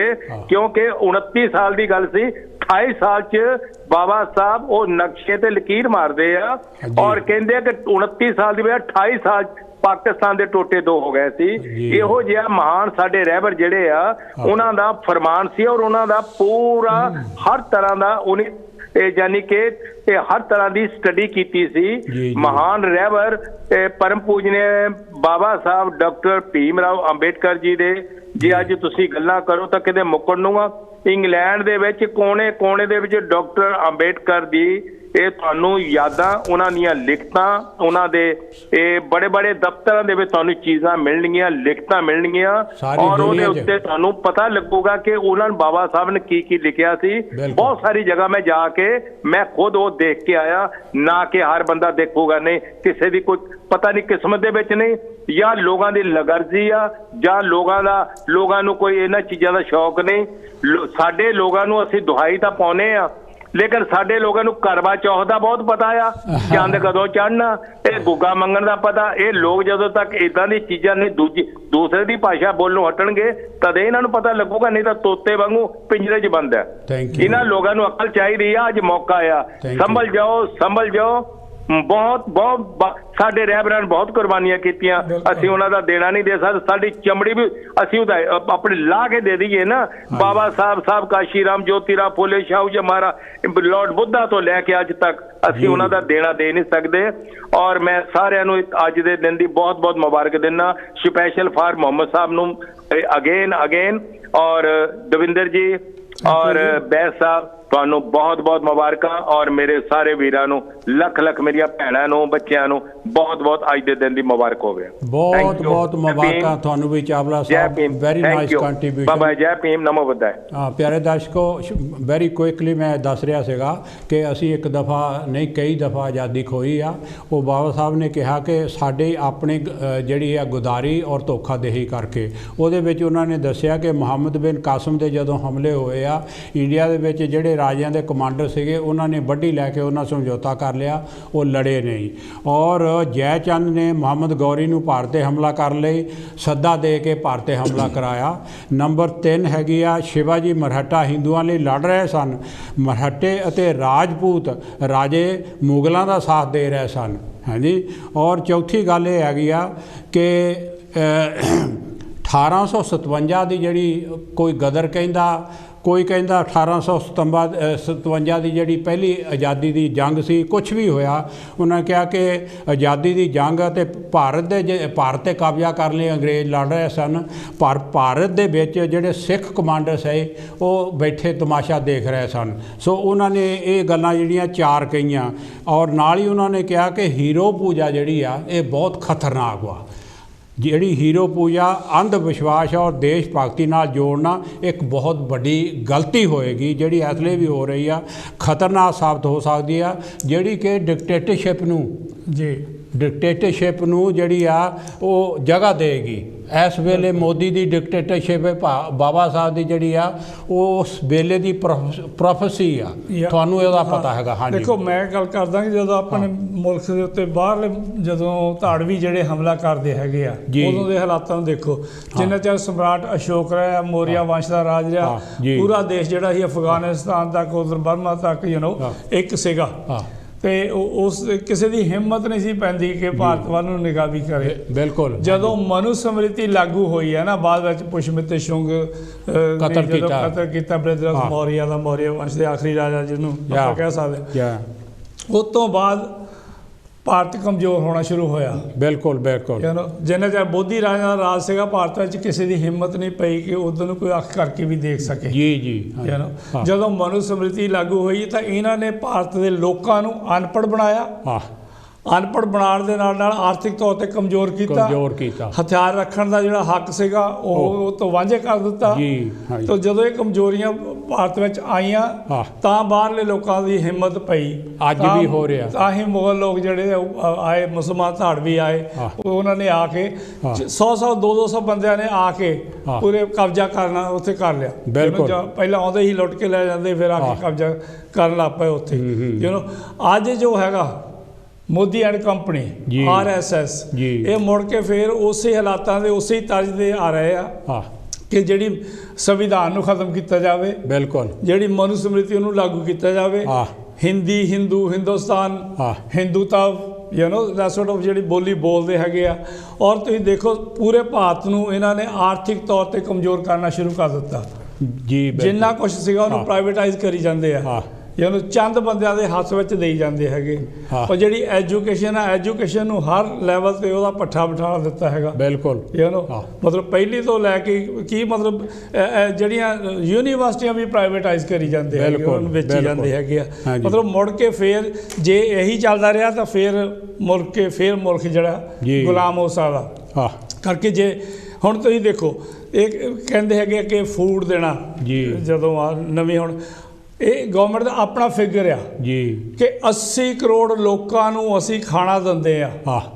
ਇਹਦਾ ਮਤਲਬ 80 ਕਰੋੜ ਲੋਕ ਜਿਹੜੇ ਭਾਰਤ ਦੇ ਹੈਗੇ ਆ, ਜਿਹੜੇ ਕਿ ਤਕਰੀਬਨ 70% ਗਰੀਬ ਆ, ਗਰੀਬੀ ਰੇਖਾ ਤੋਂ ਥੱਲੇ ਰਹਿੰਦੇ ਆ। ਮਤਲਬ ਹੁਣ ਤੱਕ ਇਹ ਹਾਲਾਤ ਆਲਰੇਡੀ ਹੋ ਚੁੱਕੇ ਆ। ਇਹ ਜਿਹੜਾ 80 ਲੱਖ ਦਾ ਫਿਗਰ ਹੈ ਸਰਕਾਰ ਦਾ, ਸਾਡਾ ਨਹੀਂ ਹੈ। ਤਾਂ ਮਤਲਬ ਜੇ ਹੁਣੇ ਇਹ ਹਾਲਾਤ ਹੈਗੇ ਆ, ਹਾਲੇ ਸੰਵਿਧਾਨ ਆ ਉੱਥੇ, ਹਾਲੇ ਲੋਕਾਂ 'ਚ ਜਾਗਰਤੀ ਆ, ਲੋਕੀ ਕੰਨ ਖੜੇ ਕਰਕੇ ਸੁਣਦੇ ਵੀ ਆ ਕੀ ਵੀ ਹੁੰਦਾ ਹੈਗਾ। ਸੋ ਇਸ ਕਰਕੇ ਜਿਹੜਾ ਹੈਗਾ ਹੁਣ ਵੀ ਲੋਕਾਂ ਨੂੰ ਜਿਹੜਾ ਤਕੜੇ ਹੋਣਾ ਚਾਹੀਦਾ, ਦੇਖਣਾ ਚਾਹੀਦਾ ਕਿ ਹਾਲਾਤ ਕੀ ਹੋ ਰਹੇ ਆ। ਆ ਕਿਸਾਨਾਂ ਦਾ ਧੰਨਵਾਦ ਕਰਦੇ ਹਾਂ, ਕਿਸਾਨਾਂ ਦੀ ਜਿਹੜੀ ਸਪੋਰਟ ਕੀਤੀ ਮਜ਼ਦੂਰਾਂ ਨੇ, ਨਾਲ ਇੰਪਲੋਈਜ਼ ਨੇ, ਨਾਲ ਜਿਹੜੀਆਂ ਹੋਰ ਜਥੇਬੰਦੀਆਂ ਸਮਾਜਿਕ ਜਥੇਬੰਦੀਆਂ ਨੇ, ਕਿਸਾਨਾਂ ਨੇ ਮੋਰਚਾ ਲਾਇਆ, ਉਹਨਾਂ ਨਾਲ ਖੜੇ ਆ, ਉਹਨੇ ਸਪੋਰਟ ਕੀਤੀ ਆ ਔਰ ਮੋਦੀ ਨੂੰ ਚੁੱਕਣਾ ਪੈ ਗਿਆ। ਬਿਲਕੁਲ ਬਿਲਕੁਲ। ਜਿਹੜਾ ਕਿ ਚਾਹੁੰਦਾ ਸੀ, ਜਿਹੜਾ ਕਹਿੰਦਾ ਸੀ ਕਿ ਮੈਂ ਜਿਹੜੀ ਇੱਕ ਵਾਰੀ ਗੱਲ ਕਹਿਤੀ ਬਸ, ਪੱਥਰ ਤੇ ਲਕੀਰ ਆ, ਉਹ ਤੋਂ ਪਿੱਛੇ ਨਹੀਂ ਹੋਣੀ। ਪਰ ਹਾਲੇ ਵੀ ਜਿਹੜੇ ਫਾਰਮਰਸ ਹੈਗੇ ਆ, ਕਿਸਾਨ ਹੈਗੇ ਆ, ਉਹ ਬਹੁਤ ਸਿਆਣੇ ਹੈਗੇ, ਉਹਨਾਂ ਦੀ ਲੀਡਰਸ਼ਿਪ ਬਹੁਤ ਸਿਆਣੇ ਬੰਦੇ ਦੇ ਹੱਥ ਵਿੱਚ ਆ। ਔਰ ਉਹ ਕਹਿੰਦੇ ਕਿ ਪਹਿਲਾਂ ਇਹਨੂੰ ਉੱਥੋਂ ਜਿੱਥੇ ਹੈਗਾ, ਜਿੱਥੋਂ ਲਾਗੂ ਕੀਤੀ ਸੀ ਪਾਰਲੀਮੈਂਟ ਹਾਊਸ ਦੇ ਵਿੱਚ, ਸੰਸਦ ਦੇ ਵਿੱਚ, ਉੱਥੋਂ ਜਾ ਕੇ ਪਹਿਲਾਂ ਉੱਥੋਂ ਕੈਂਸਲ ਕਰੋ, ਇਹਨੂੰ ਵਾਪਸ ਲਾਓ। ਫਿਰ ਜਿਹੜੀ ਹੈਗੀ MSP ਉਹ ਕੈਂਸਲ ਕਰੋ। ਉਹਨਾਂ ਦੇ 6 ਮੁੱਦੇ ਹਾਲੇ ਪੈਂਡਿੰਗ ਬਹੁਤ ਹੈ ਜੀ, ਬਿਲਕੁਲ। ਔਰ ਉਹ ਸਾਰੇ ਹੋਣੇ ਚਾਹੀਦੇ ਆ। ਪਰ ਜਿਹੜੀ ਮੇਨ ਜਿਹੜੀ ਗੱਲ ਹੈਗੀ, ਲੱਗਦਾ ਇਹ ਆ ਕਿ ਜਿੰਨਾ ਚਿਰ ਇਹ ਜਿਹੜੀ ਸਿੱਖ ਮਾਨਸਿਕਤਾ ਵਾਲੇ ਬਿਲਕੁਲ ਲੋਕ ਹੈਗੇ, ਜਿੰਨਾ ਚਿਰ ਸਰਕਾਰ ਇਹਨਾਂ ਦੇ ਹੱਥ 'ਚ ਆ, ਉਹਨਾਂ ਚਿਰ ਦੇਸ਼ ਜਿਹੜਾ ਆ ਉਹ ਸੇਫ ਨਹੀਂ ਹੈ। ਬਿਲਕੁਲ ਜਿਹੜੀ ਲੋੜ ਹੈਗੀ ਆ ਜਿਹੜੇ ਮਨੁ ਸਮ੍ਰਿਤੀ ਨੂੰ ਮੰਨਣ ਵਾਲੇ ਲੋਕ ਆ ਜਾਂ ਉਹਨੂੰ ਬੜਾਵਾ ਦੇਣ ਵਾਲੇ ਲੋਕ ਹੈਗੇ ਆ, ਉਹਨਾਂ ਨੂੰ ਜਿਹੜਾ ਰਾਜ ਭਾਗ ਤੋਂ ਲਾਂਭੇ ਕਰਨਾ ਚਾਹੀਦਾ। ਬਿਲਕੁਲ। ਔਰ ਜਿਹੜੇ ਸੰਵਿਧਾਨ ਨੂੰ ਲਾਗੂ ਕਰਨਾ ਚਾਹੁੰਦੇ ਆ, ਜਿਹੜੇ ਸੰਵਿਧਾਨ ਦੇ ਰਕਸ਼ਕ ਹੈਗੇ ਆ ਜੀ, ਉਹਨਾਂ ਦੇ ਹੱਥ ਵਿੱਚ ਤਾਕਤ ਚਾਹੀਦੀ ਆ। ਬਿਲਕੁਲ। ਔਰ ਉਹਦੇ ਲਈ ਜ਼ਰੂਰੀ ਆ ਕਿ ਜਿਹੜੇ ਭਾਰਤ ਦੇ ਪੂਰੇ ਲੋਕ ਹੈਗੇ ਆ, ਹੁਣ ਤੁਸੀਂ ਦੇਖੋ 6000 ਤੋਂ ਜ਼ਿਆਦਾ ਜਾਤਾਂ ਵਿੱਚ ਵੰਡ ਹੋਏ ਆ, ਕਾਸਟਾਂ ਵਿੱਚ ਕਾਸਟ ਹੈਗੀਆਂ, ਫਿਰ ਸਬ ਕਾਸਟ ਹੈਗੀਆਂ, ਮਤਲਬ 15-16 ਹਜ਼ਾਰ ਜਾਤ ਦੇ ਵਿੱਚ ਡਿਵਾਈਡ ਹੋਏ ਆ। ਬਿਲਕੁਲ। ਔਰ ਕਈ ਆਪੋ ਆਪਣੀ ਜਾਤ ਨੂੰ ਕੌਮ ਸਮਝਦੇ ਕਿ ਸਾਡੀ ਜਿਹੜੀ ਜਾਤ ਮਤਲਬ ਸਾਡੀ ਕੌਮ ਆ, ਅਸੀਂ ਕੌਮ ਇਕੱਠੀ ਹੋ ਜਾਵਾਂਗੇ ਤੇ ਸ਼ਾਇਦ ਪਤਾ ਨਹੀਂ ਕੀ ਕਰ ਲਵਾਂਗੇ। ਖੂਹ ਦੇ ਡਿੱਡੂ ਵਾਲੀ ਗੱਲ ਤੁਸੀਂ ਸਮਝ ਨਹੀਂ ਹੈਗੀ। ਜਿਹੜੀ ਕਿ ਚਾਹੀਦਾ ਇਹ ਆ ਕਿ ਜਿਹੜੇ scheduled caste, scheduled tribes, backward classes, minority community, ਜਿਹਦੇ ਵਿੱਚ ਸਿੱਖ ਵੀ ਆ, ਕ੍ਰਿਸਚਨ ਵੀ ਆ, ਮੁਸਲਮਾਨ ਵੀ ਆ, ਬੁੱਧਿਸਟ ਵੀ ਆ, ਜੈਨੀ ਵੀ ਆ, ਇਹ ਸਾਰਿਆਂ ਨੂੰ ਇਕੱਠੇ ਹੋਣਾ ਚਾਹੀਦਾ। ਬਿਲਕੁਲ। ਸਾਰਿਆਂ ਨੂੰ ਇਕੱਠੇ ਹੋ ਕੇ ਸੰਵਿਧਾਨ ਕਰਕੇ, ਜਿਹੜਾ ਸੰਵਿਧਾਨ ਸਾਡਾ ਇੱਕ ਧਰਮ ਨਿਰਪੇਖ ਆ। ਬਿਲਕੁਲ। ਅਸੀਂ ਧਰਮ ਨਿਰਪੇਖ ਹੋਣ ਦੇ ਕਰਕੇ ਇੱਕ ਜਿਹੜਾ ਸਰਕਾਰ ਦਾ ਕੋਈ ਧਰਮ ਨਹੀਂ ਹੈ। ਬਿਲਕੁਲ। ਔਰ ਲੋਕਾਂ ਨੂੰ ਖੁੱਲੀ ਹੈ ਕਿ ਜਿਹੜੇ ਮਰਜ਼ੀ ਧਰਮ ਨੂੰ ਉਹ ਅਪਣਾ ਸਕਦੇ, ਜਿਹਨੂੰ ਮਰਜ਼ੀ ਮੰਨਣ, ਜਿਹੜਾ ਵੀ ਵਿਸ਼ਵਾਸ, ਜੇ ਕਿਸੇ ਧਰਮ ਨੂੰ ਨਹੀਂ ਵੀ ਮੰਨਣਾ ਤਾਂ ਵੀ ਉਹ ਫ੍ਰੀ ਆ। ਬਿਲਕੁਲ। ਹੁਣ ਜਦੋਂ ਮੋਦੀ ਹੁਣੀ ਰੱਖਦੇ ਰਾਮ ਮੰਦਿਰ ਦਾ ਸ਼ਿਲਾਲੇਖ ਰੱਖਦੇ ਆ, ਉਹਦੀ ਆਪ ਉੱਥੇ ਜਾ ਕੇ ਪੂਜਾ ਕਰਦੇ ਕਿ ਪ੍ਰਾਈਮ ਮਿਨਿਸਟਰ ਦਾ ਕੀ ਕੰਮ ਹੈ ਕਿਸੇ ਵੀ ਧਾਰਮਿਕ ਸਥਾਨ ਤੇ ਜਾ ਕੇ ਉਹਦਾ ਪ੍ਰਚਾਰ ਕਰਨਾ। ਮੋਦੀ ਜੋਗੀ ਸਾਰੇ ਉੱਥੇ ਜਾਂਦੇ ਆ। ਠੀਕ ਆ, ਘਰੋਂ ਘਰੀ ਤੁਹਾਡੇ ਵਿਸ਼ਵਾਸ ਕੀ ਹੈਗਾ ਹੋਵੇ, ਪਰ ਜਦੋਂ ਤੁਸੀਂ ਇੱਕ ਸੰਸਥਾ ਦੇ ਇੱਕ ਕੰਟਰੀ ਦੇ ਪ੍ਰਾਈਮ ਮਿਨਿਸਟਰ ਆ ਤੇ ਉਦੋਂ ਤੁਹਾਡਾ ਇਹ ਫਰਜ਼ ਨਹੀਂ ਬਣਦਾ ਕਿ ਤੁਸੀਂ ਬ੍ਰਾਹਮਣਵਾਦ ਨੂੰ, ਮਨੂਵਾਦ ਨੂੰ, ਜਿਹੜੇ ਅੰਧ ਵਿਸ਼ਵਾਸ ਹੈਗਾ ਉਹਦਾ ਬੜਾਵਾ ਦਿਓ। ਔਰ ਜਿਹਨਾਂ ਦੀ ਫਿਲਾਸਫੀ ਜਿਹੜੀ ਹੈਗੀ ਪੂਰੀ ਸੰਵਿਧਾਨ ਦੇ ਖਿਲਾਫ ਆ, ਜਦੋਂ ਉਹ ਕਹਿੰਦੇ ਕਿ ਬ੍ਰਹਮਾ ਦੇ ਮੁਖ ਤੋਂ ਪੈਦਾ ਹੋਏ ਆ, ਉਹ ਇੱਕ ਬ੍ਰਾਹਮਣ ਆ, ਉਹ ਸਭ ਤੋਂ ਉੱਪਰ ਆ, ਔਰ ਜਿਹੜੇ ਪੈਰਾਂ ਤੋਂ ਪੈਦਾ ਹੋਇਆ ਸ਼ੂਦਰ ਆ। ਮਤਲਬ ਇਹ ਜਿਹੜੀ ਵਿਚਾਰਧਾਰਾ ਆ, ਇਹ ਸੰਵਿਧਾਨ ਦੇ ਖਿਲਾਫ ਆ। ਬਿਲਕੁਲ। ਇਹ ਪ੍ਰੀਐਂਬਲ ਦੇ ਖਿਲਾਫ ਆ। ਬਿਲਕੁਲ। ਸੰਵਿਧਾਨ ਤਾਂ ਸਾਡਾ ਇਹ ਕਹਿੰਦਾ liberty, equality, fraternity, justice for everybody ਕਰਕੇ ਸੰਵਿਧਾਨ ਨੇ ਸਾਨੂੰ ਹੱਕ ਦਿੱਤਾ ਜੀ। ਉਹਨਾਂ ਨੇ ਸੰਵਿਧਾਨ ਨੇ ਸਾਨੂੰ ਇਹ ਨਹੀਂ ਕਿਹਾ ਕਿ ਪਾਰਲੀਮੈਂਟ ਉੱਚੀ ਹੈਗੀ ਆ ਜਾਂ ਸੁਪਰੀਮ ਕੋਰਟ ਹੀ ਉੱਚੀ ਹੈਗੀ। ਉਹਨੇ ਕਿਹਾ ਵੀ ਦਾ ਪੀਪਲ ਆਫ ਇੰਡੀਆ, ਜਿਹੜੇ ਭਾਰਤ ਦੇ ਲੋਕ ਆ ਉਹ ਸਭ ਤੋਂ ਉੱਤੇ ਆ। ਬਿਲਕੁਲ। ਜੋ ਉਹਨੇ ਫੈਸਲਾ ਕਰਨਾ ਉਹ ਫੈਸਲਾ ਹੋਣਾ ਆ। ਬਿਲਕੁਲ। ਸੋ ਇਸ ਕਰਕੇ ਜਿਹੜੇ ਲੋਕ ਹੈਗੇ, ਲੋਕਾਂ ਨੂੰ ਆਪਣੀ ਤਾਕਤ ਦਾ ਅਹਿਸਾਸ ਹੋਣਾ ਚਾਹੀਦਾ। ਬਿਲਕੁਲ। ਜਿਹੜਾ ਵੋਟ ਦਾ ਹੱਕ ਹੈਗਾ ਬਹੁਤ ਵੱਡੀ ਤਾਕਤ ਆ। ਇੱਕ ਗੱਲ ਇਹਦੇ ਤੇ ਮੈਂ ਕਹਿਣੀ ਚਾਹੁੰਦਾ, ਬਾਬਾ ਸਾਹਿਬ ਨੇ ਇੱਕ ਗੱਲ ਕਹੀ ਸੀਗੀ ਕਿ 26 ਜਨਵਰੀ 1952 ਨੂੰ ਭਾਰਤ ਦੇ ਵਿੱਚ politically on the basis of 1 vote 1 ਮੈਨ ਔਰ 1 ਪਰਸਨ ਸਾਰੇ ਬਰਾਬਰ ਹੋ ਜਾਣਗੇ। 26 ਜਨਵਰੀ 1950 ਨੂੰ ਜਿਸਲੇ ਵਿਧਾਨ ਲਾਗੂ ਹੋਇਆ, ਇੱਕ ਪਰਸਨ ਇੱਕ ਵੋਟ ਦੇ ਆਧਾਰ ਦੇ ਉੱਤੇ ਸਾਰੇ ਬਰਾਬਰ ਹੋ ਜਾਣਗੇ। ਪਰ ਇਸ ਦੇ ਬਾਵਜੂਦ ਵੀ ਸਿਆਸੀ ਨੋਟ ਪੋਲੀਟੀਕਲੀ ਇਕਨੋਮਿਕ ਔਰ ਸੋਸ਼ਲੀ ਅਸੀਂ ਨਾ ਬਰਾਬਰ ਰਹਾਂਗੇ। ਮਤਲਬ ਗਰੀਬੀ ਅਮੀਰੀ ਔਰ ਸਮਾਜ ਦੇ ਵਿੱਚ ਜਿਹੜਾ ਊਚ ਨੀਚ ਦਾ ਪਾੜਾ, ਉਹ ਜਿਹੜਾ ਪਾੜਾ ਆ ਉਹਦੇ ਕਰਕੇ ਅਸੀਂ ਇਹ ਆ ਕਿ ਨਾ ਬਰਾਬਰ ਰਹਾਂਗੇ। ਸਾਨੂੰ ਇਹ ਜਿਹੜੀ ਨਾ ਬਰਾਬਰੀ ਹੈਗੀ ਆ, ਆਰਥਿਕ ਔਰ ਜਿਹੜੀ ਹੈਗੀ ਆ ਸਮਾਜਿਕ ਨਾ ਬਰਾਬਰੀ, ਜਿੰਨਾ ਜਲਦੀ ਹੋ ਸਕੇ ਸਾਨੂੰ ਇਹ ਖਤਮ ਕਰਨਾ ਚਾਹੀਦਾ। ਜੇਕਰ ਅਸੀਂ ਇਸ ਗੱਲ ਨੂੰ ਨਹੀਂ ਖਤਮ ਕਰ ਸਕੇ ਤਾਂ ਹੋ ਸਕਦਾ ਭਾਰਤ ਦਾ ਜਿਹੜਾ ਸੰਵਿਧਾਨ ਹੈ ਉਹ ਇੱਕ ਦਫਾ ਫਿਰ ਖਤਰੇ ਵਿੱਚ ਪੈ ਸਕਦਾ ਹੈ। ਸੋ ਪਿਆਰੇ ਦਰਸ਼ਕੋ, ਉਹਨਾਂ ਨੇ ਗੱਲ ਕਹੀ ਸੀ ਕਿ ਪੋਲੀਟੀਕਲ ਜਿਹੜੀ ਹੈਗੀ ਆ ਡੈਮੋਕ੍ਰੇਸੀ, ਸਿਆਸੀ ਡੈਮੋਕ੍ਰੇਸੀ, ਇਹ ਕਾਫੀ ਨਹੀਂ, ਇਹਦੇ ਨਾਲ ਇਕਨੋਮਿਕ ਔਰ ਸੋਸ਼ਲ ਡੈਮੋਕ੍ਰੇਸੀ ਵੀ ਜਿਹੜੀ ਆ ਉਹ ਹੋਣੀ ਚਾਹੀਦੀ ਹੈ। ਹੈਲੋ ਜੀ, ਜੈ ਗੁਰਦੇਵ, ਜੈ ਭੀਮ, ਕੌਣ ਤੇ ਕਿੱਥੋਂ ਜੀ? ਹਾਂਜੀ, ਜੈ ਗੁਰਦੇਵ, ਜੈ ਭੀਮ, ਜੈ ਭਾਰਤ ਤੁਹਾਨੂੰ ਸਾਰਿਆਂ ਨੂੰ ਜੀ। ਮੈਂ ਨਿਰਮਲ ਚੰਦੜ ਜਰਮਨ ਤੋਂ ਬੋਲ ਰਿਹਾ ਜੀ। ਤੁਹਾਡਾ ਸਵਾਗਤ ਹੈ ਜੀ ਬ੍ਰਦਰ, ਤੁਹਾਨੂੰ ਬਹੁਤ ਬਹੁਤ ਬਹੁਤ ਵਧਾਈਆਂ ਸੰਵਿਧਾਨ ਦੇ। ਤੁਹਾਨੂੰ ਵੀ ਬਹੁਤ ਬਹੁਤ ਵਧਾਈਆਂ ਜੀ ਸੰਵਿਧਾਨ ਦਿਵਸ ਦੀਆਂ, ਤੁਹਾਨੂੰ ਸਾਰਿਆਂ ਨੂੰ, ਪੂਰੇ ਜੱਗ ਨੂੰ ਵਧਾਈਆਂ। Thank you. ਹਾਂਜੀ, ਕੀ ਕਹਿਣਾ ਚਾਹੁੰਦੇ ਹੋ? ਬਸ ਜੀ, ਮੈਂ ਤਾਂ ਇੱਕ ਅਰਜ਼ ਕਰਨੀ ਚਾਹੁੰਦਾ ਹਾਂ ਵੀ ਸਾਡੇ ਜਿਹੜਾ ਟੈਲੀਵਿਜ਼ਨ ਹੈਗਾ ਆ, ਇਹਦੇ ਰਾਹੀਂ ਮੈਂ ਅਰਜ਼ ਕਰਨੀ ਚਾਹੁੰਦਾ ਹਾਂ ਦੁਨੀਆ ਨੂੰ ਜੀ, ਬਈ ਦੇਖੋ, ਬਾਬਾ ਸਾਹਿਬ ਨੇ ਆਪਣੇ ਚਾਰੇ ਪੁੱਤ ਸਾਡੇ ਸਮਾਜ ਲਈ ਵਾਰ ਦਿੱਤੇ ਜੀ। ਉਹ ਸਮਾਜ ਦੇ ਲੋਕੋ, ਜਾਗਣਾ ਜਾਗ ਜਾਓ, ਨਹੀਂ ਤਾਂ ਫਿਰ ਤੁਹਾਡੇ ਲਈ ਇੱਕ ਪਿੰਜਰਾ ਤਿਆਰ ਬੈਠਾ ਆ, ਜਿਹੜਾ ਜਿਸ ਵਿੱਚ ਅਸੀਂ ਪਹਿਲਾਂ ਵੱਜੇ ਹੋਏ ਸੀਗੇ। ਉਹ ਪਿੰਜਰਾ ਇਹਨਾਂ ਨੇ EVM ਦੇ ਰਾਹੀਂ ਤਿਆਰ ਕੀਤਾ ਹੋਇਆ ਹੈ। ਜੇਕਰ ਅਸੀਂ ਹੁਣ ਵੀ ਇਦਾਂ ਨਾ ਜਾਗੇ ਤਾਂ ਅਸੀਂ ਫਿਰ ਮੁੜ ਕੇ ਪਿੰਜਰੇ ਦੇ ਪੰਛੀ ਬਣ ਜਾਣਾ ਆ। ਜੀ ਜੀ, ਬਿਲਕੁਲ। ਬਾਕੀ ਰਹਿ ਗਈ ਗੱਲ ਸਾਡੀਆਂ ਪਾਰਟੀਆਂ ਦੀ। ਅਸੀਂ ਵੀ BSP ਪਾਰਟੀ ਨਾਲ ਬਿਲੋਂਗ ਕਰਦੇ ਆ, ਪਰ ਦੁੱਖ ਦੀ ਗੱਲ ਇਹ ਆ ਜੀ, ਕੋਈ ਵੀ ਪਾਰਟੀ ਇੱਕ ਨਹੀਂ, ਅਸੀਂ BSP ਦੀ ਨਹੀਂ ਗੱਲ ਕਰਦੇ, ਮੈਂ ਸਾਰੀਆਂ ਪਾਰਟੀਆਂ ਦੀ ਗੱਲ ਕਰਦਾ ਤੇ ਕੋਈ ਵੀ ਪਾਰਟੀ EVM ਮਸ਼ੀਨ ਦੇ ਖਿਲਾਫ ਨਹੀਂ ਬੋਲ ਰਹੀ ਤੇ ਨਾ ਹੀ ਕਿਸੇ ਵੀ ਹੋਰ ਸੰਸਥਾ ਨੇ ਬੋਲਿਆ। ਬਿਲਕੁਲ, ਬਹੁਤ ਵੱਡੀ ਦੁੱਖ ਦੀ ਗੱਲ ਹੈ ਜੀ। ਹਾਂਜੀ, ਹਾਂ। ਤੇ ਇਸ ਤੋਂ ਬਾਅਦ ਵੀ ਜਿਹੜੀ ਸਾਡੀ ਆਜ਼ਾਦੀ ਤਾਂ ਇਸ ਦੇ ਨਾਲ ਖੋਸੀ ਜਾਣੀ ਆ ਜੇਕਰ ਅਸੀਂ EVM ਮਸ਼ੀਨ ਨੂੰ ਬੰਦ ਨਾ ਕਰਵਾਇਆ ਜੀ। EVM ਮਸ਼ੀਨ ਹਟਾਓ ਤੇ ਭਾਰਤ ਬਚਾਓ, ਸੰਵਿਧਾਨ ਬਚਾਓ ਤੇ ਸਮਾਜ ਸਾਡੇ ਨੂੰ ਬਚਾਓ। ਇਹ ਮੈਂ ਆਪਣੇ ਵੱਲੋਂ ਆਪਣੀ ਜਨਤਾ ਨੂੰ ਮੈਂ ਰਿਕੁਐਸਟ ਔਰ ਬੇਨਤੀ ਕਰਦਾ, ਜਾਗ ਜਾਓ, ਮੌਕਾ ਆ, ਨਹੀਂ ਤਾਂ ਕੁਝੇ ਬਣ ਜਾਣੇ ਆ ਤੁਹਾਡੇ ਸਾਰਿਆਂ ਦੇ ਪਿੱਛੇ। ਅਸੀਂ ਬਾਹਰ ਬੈਠੇ ਆ, ਸਾਨੂੰ ਕੋਈ ਦੁੱਖ ਨਹੀਂ ਹੈਗਾ, ਅਸੀਂ ਬਹੁਤ ਵਧੀਆ ਦੇਸ਼ ਦੇ ਵਿੱਚ ਬੈਠੇ ਆ। ਅਸੀਂ ਸਵਰਗ ਜੀਂਦੇ ਜੀ ਦੇਖ ਲਿਆ। ਲੋਕਾਂ ਨੇ ਸੁਣਦੇ ਹੁੰਦੇ ਸੀਗੇ ਵੀ ਸਵਰਗ ਬਾਅਦ ਚ ਮਿਲਦਾ ਮਰਿਆਂ ਤੋਂ ਬਾਅਦ, ਪਰ ਇਹ ਬਿਲਕੁਲ ਝੂਠ ਆ। ਅਸੀਂ ਜੀਂਦੇ ਜੀ ਦੇਖ ਲਿਆ, ਸਵਰਗ ਧਰਤੀ ਤੇ ਹੈਗਾ ਆ। ਬਿਲਕੁਲ ਬਿਲਕੁਲ। ਤੇ ਬਾਕੀ ਹੁਣ ਜਿਹੜਾ ਨਰਕ ਆ, ਉਹ ਸਾਡੇ ਜਿਹੜੇ ਸਮਾਜ ਦੇ ਲੋਕਾਂ ਨੇ ਅੱਖਾਂ ਨਾ ਖੋਲੀਆਂ, ਉਹਨਾਂ ਨੂੰ ਨਰਕ ਦੁਬਾਰਾ ਉਹੀ ਮਿਲ ਜਾਣਾ ਜਿਹੜਾ ਅੱਜ ਤੋਂ 500 ਸਾਲ ਪਹਿਲਾਂ ਉਹਨਾਂ ਨੂੰ ਮਿਲਦਾ ਆ ਰਿਹਾ ਆ। ਹਜ਼ਾਰਾਂ ਸਾਲਾਂ ਤੋਂ ਇਹਨਾਂ ਨੇ ਲੋਕਾਂ ਨੇ ਸਾਰਿਆਂ ਨੇ ਗੁਲਾਮੀਆਂ ਝੱਲੀਆਂ, ਉਹ ਗੁਲਾਮੀਆਂ ਦੁਆਰਾ ਹੁਣ ਜਿਹੜੀ RSS ਆ ਉਹਨਾਂ ਨੇ ਤਿਆਰੀ ਕਰ ਲਈ ਆ, ਉਹਨਾਂ ਨੇ ਸੂਤ ਵੱਟਣੇ ਸ਼ੁਰੂ ਕਰ ਦਿੱਤੇ ਆ ਜੀ ਜੀ। ਤੇ ਮੇਰੇ ਸਾਥੀਆਂ ਨੇ ਹੋਰਾਂ ਨੇ ਵੀ ਬਹੁਤ ਕੁਝ ਦੱਸਿਆ, ਪਰ ਮੈਨੂੰ ਦੁੱਖ ਇਸ ਗੱਲ ਦਾ ਆ ਕਿ ਸਾਡੇ ਸਕੂਲਾਂ ਦੇ ਵਿੱਚ ਕੋਈ ਟੀਚਰ ਵੀ ਨਹੀਂ ਹੈਗਾ। ਸਾਨੂੰ ਹੁਣ ਉਹਨਾਂ ਨੇ ਤਰੀਕੇ ਦੇ ਨਾਲ ਸਾਡੇ ਸਮਾਜ ਨੂੰ ਵਿੱਦਿਆ ਤੋਂ ਵੀ ਵੰਚਿਤ ਕਰ ਦਿੱਤਾ, ਦੂਰ ਕਰ ਦਿੱਤਾ।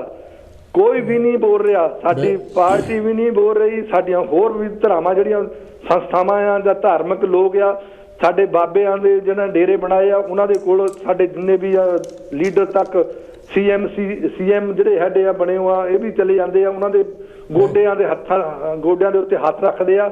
ਉਹਨਾਂ ਨੇ ਵੀ ਕਦੀ ਡਿਮਾਂਡ ਨਹੀਂ ਕੀਤੀ ਕਿ ਸਾਡੇ ਬੱਚਿਆਂ ਦੀ ਜਿਹੜੀ ਆ ਵਿੱਦਿਆ ਖੋਹ ਲਈ ਆ। ਸਾਡੀ ਵਿੱਦਿਆ, ਜਦੋਂ ਸਾਡੇ ਕੋਲ ਵਿੱਦਿਆ ਹੀ ਖੋਹ ਲਈ, ਸਾਨੂੰ ਅਕਲੇ ਸਾਡੇ ਕੋਲ ਖੋਹ ਹੋ ਜਾਣੀ ਆ।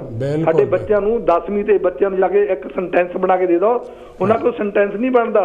ਉਹਨਾਂ ਨੂੰ ਪੰਜਾਬੀ ਦੇ ਵਿੱਚ ਉਹ ਲੈਟਰ ਨਹੀਂ ਲਿਖ ਸਕਦੇ ਕਿਸੇ ਵੀ ਅਫਸਰ ਨੂੰ। ਦੇਖੋ ਸਾਡੀ ਜਿਹੜੀ ਪੜ੍ਹਾਈ ਦਾ ਮਨਾਰ ਆ, ਉਹਦਾ ਲੈਵਲ ਆ, ਇੰਨਾ ਡਾਊਨ ਕਰ ਦਿੱਤਾ ਕਿ ਅਸੀਂ ਖੜ ਕੇ ਕਿਸੇ ਵੀ ਦਫ਼ਤਰ ਦੇ ਵਿੱਚ ਗੱਲ ਨਹੀਂ ਕਰ ਸਕਦੇ। ਸੋ ਮੈਂ ਇਹ ਮੇਰੀ ਬਾਰ-ਬਾਰ ਬੇਨਤੀ ਆ, ਜਿੱਥੇ ਤੱਕ ਮੇਰੀ ਆਵਾਜ਼ ਜਾਂਦੀ ਆ ਵੀ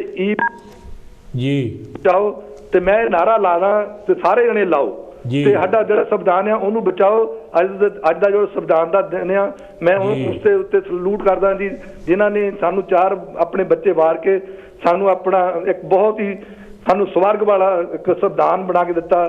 ਸਾਡੇ ਲਈ ਉਹ ਇੱਕ ਬਹੁਤ ਹੀ ਮਹੱਤਵਪੂਰਨ ਹੈਗਾ ਗ੍ਰੰਥ ਹੈਗਾ ਆ, ਸਾਨੂੰ ਉਹ ਸਲੂਟ ਕਰਨਾ ਚਾਹੀਦਾ ਸਾਰੇ ਸਮਾਜ ਨੂੰ। ਜੈ ਗੁਰਦੇਵ, ਜੈ ਭੀਮ, ਜੈ ਭਾਰਤ ਜੀ। ਜੈ ਭੀਮ, ਜੈ ਭਾਰਤ, ਜੈ ਸੰਵਿਧਾਨ। Thank you very much, very nice contribution. Davinder ਜੀ, ਤੁਸੀਂ ਗੱਲ ਕਰਦੇ ਸੀਗੇ ਜੀ, ਮਤਲਬ ਜਿਹੜਾ ਮੈਂ ਕਹਿੰਦਾ ਕਿ ਸਾਡੇ ਕੋਲ ਇਸ ਵੇਲੇ ਸੰਵਿਧਾਨ ਦੇ ਮੁਤਾਬਿਕ 1 ਮੈਨ 1 ਵੋਟ ਹੈਗੀ ਆ, ਹਰੇਕ ਬੰਦੇ ਕੋਲ ਇੱਕ ਵੋਟ ਆ, ਔਰ ਉਸ ਵੋਟ ਦੀ ਇੱਕੋ ਵੈਲਿਊ ਆ, ਵਨ ਵੋਟ ਵਨ ਵੈਲਿਊ, ਚਾਹੇ ਉਹ ਪ੍ਰੈਜ਼ੀਡੈਂਟ ਆ, ਚਾਹੇ ਉਹ ਆਮ ਆਦਮੀ ਹੈਗਾ, ਚਾਹੇ ਕੋਈ ਅਮੀਰ ਆ, ਚਾਹੇ ਕੋਈ ਗਰੀਬ ਆ, ਉਹਨਾਂ ਦੀ ਵੋਟ ਦੀ ਵੈਲਿਊ ਇੱਕ ਆ। ਕੋਲ ਨਾ ਲਿਓ, ਟਾਈਮ ਹੈ ਨਹੀਂ। ਪਰ ਜਿਹੜੇ ਆਪਾਂ ਨੂੰ ਚਾਹੀਦਾ ਵਨ ਮੈਨ ਵਨ ਵੈਲਿਊ ਚਾਹੀਦੀ ਆ ਜੀ, ਮਤਲਬ one vote one man one vote one value ਤਾਂ ਹੈ, ਪਰ ਸਾਨੂੰ ਵਨ ਮੈਨ ਵਨ ਵੈਲਿਊ ਚਾਹੀਦੀ। ਸਾਰੇ ਬੰਦੇ ਵੀ ਬਰਾਬਰ ਹੋਣੇ ਚਾਹੀਦੇ ਆ, ਬਿਲਕੁਲ, ਚਾਹੇ ਕੋਈ ਅਮੀਰ ਹੋਵੇ, ਗਰੀਬ ਹੋਵੇ, ਉੱਚਾ ਹੋਵੇ, ਨੀਵਾਂ ਹੋਵੇ, ਪਰ ਉਹਦੀ ਜਿਹੜੀ ਕਦਰ, ਉਹਦੀ ਰਿਸਪੈਕਟ ਉਸ ਹਿਸਾਬ ਨਾਲ ਹੋਣੀ ਚਾਹੀਦੀ ਹੈਗੀ ਆ।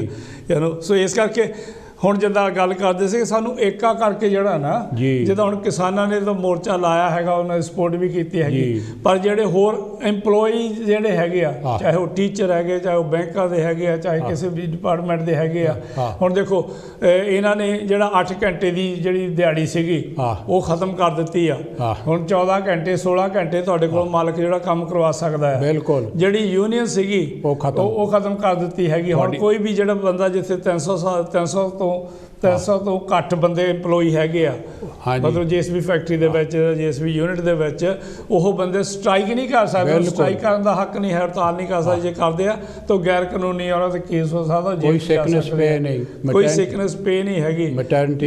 ਮਤਲਬ ਇੱਕ ਤਰ੍ਹਾਂ ਦਾ ਜਿਹੜਾ ਮਜ਼ਦੂਰਾਂ ਦੇ ਹੱਕ ਜਿਹੜੇ ਬਾਬਾ ਸਾਹਿਬ ਨੇ ਲੜ ਕੇ ਲੈ ਕੇ ਦਿੱਤੇ ਸੀਗੇ, ਇਹ ਬਾਬਾ ਸਾਹਿਬ ਨੇ ਹੱਕ ਲੈ ਕੇ ਦਿੱਤਾ ਹੈ ਕਿ 14 ਘੰਟੇ ਜਾਂ 16 ਘੰਟੇ ਜਾਂ 12 ਘੰਟੇ ਤੋਂ 8 ਘੰਟੇ ਤੋਂ ਜ਼ਿਆਦਾ ਕੋਈ ਕੰਮ ਨਹੀਂ ਲੈ ਸਕਦਾ। ਜੇ ਲਊਗਾ ਤਾਂ ਐਜ਼ ਓਵਰ ਟਾਈਮ ਆਜ਼ਾਦੀ ਤੋਂ ਪਹਿਲਾਂ ਦਾ ਲਾਅ ਅੱਜ ਲੇਬਰ ਮਿਨਿਸਟਰ ਸੀ ਬਾਬਾ ਸਾਹਿਬ। ਬਿਲਕੁਲ। ਤਾਂ ਇੱਦਾਂ ਦੀਆਂ ਗੱਲਾਂ ਹੈਗੀਆਂ ਕਿ ਜਿਹੜੇ ਲੋਕਾਂ ਨੂੰ ਜਿਹਨਾਂ ਨੂੰ ਤਾਂ ਪਤਾ ਆ, ਉਹ ਚੰਗੀ ਗੱਲ ਆ ਕਿ ਉਹਨਾਂ ਨੂੰ ਜਿਹੜਾ ਜਾਗਦਾ ਉਹਦੀ ਜ਼ਿੰਮੇਵਾਰੀ ਜ਼ਿਆਦਾ ਬਣ ਜਾਂਦੀ ਹੈਗੀ ਕਿ ਉਹ ਬਾਕੀਆਂ ਨੂੰ ਵੀ ਜਗਾਵੇ। ਪਰ ਜਿਹੜੇ ਨਹੀਂ ਜਾਗਦੇ ਜਾਂ ਜਿਹਨਾਂ ਨੂੰ ਨਹੀਂ ਪਤਾ, ਉਹਨਾਂ ਨੂੰ ਵੀ ਇਹਦੇ ਵੱਲ ਧਿਆਨ ਦੇਣਾ ਚਾਹੀਦਾ ਕਿ ਜਿਹੜੇ ਇਹ ਲੜਾਈ ਹੈਗੀ ਆ, ਚਾਹੇ ਕੋਈ EMPLOYEE ਆ ਚਾਹੇ ਨਹੀਂ EMPLOYEE ਹੈਗੇ, ਸਾਰਿਆਂ ਦੀ ਜ਼ਿੰਮੇਵਾਰੀ ਬਣਦੀ ਆ ਕਿ ਆਪਣੇ ਦੇਸ਼ ਨੂੰ, ਆਪਣੇ ਬੱਚਿਆਂ ਦੇ ਭਵਿੱਖ ਨੂੰ ਬਚਾਉਣਾ, ਬਿਲਕੁਲ ਸੰਵਿਧਾਨ ਨੂੰ ਬਚਾਉਣਾ। ਕਰਕੇ ਭਾਰਤ ਵਿੱਚ ਜੇ ਸੰਵਿਧਾਨ ਆ ਤਾਂ ਹੀ ਸਭ ਕੁਛ ਆ, ਬਿਲਕੁਲ। ਪਰ ਹੁਣ ਸੰਵਿਧਾਨ ਦੇ ਟੋਟੇ ਕਰਕੇ ਉਹਨੂੰ 1 by 1 ਚੀਜ਼ ਕਰਕੇ ਉਹ ਖਤਮ ਕਰੀ ਜਾਂਦੇ ਹੈਗੇ, ਬਿਲਕੁਲ।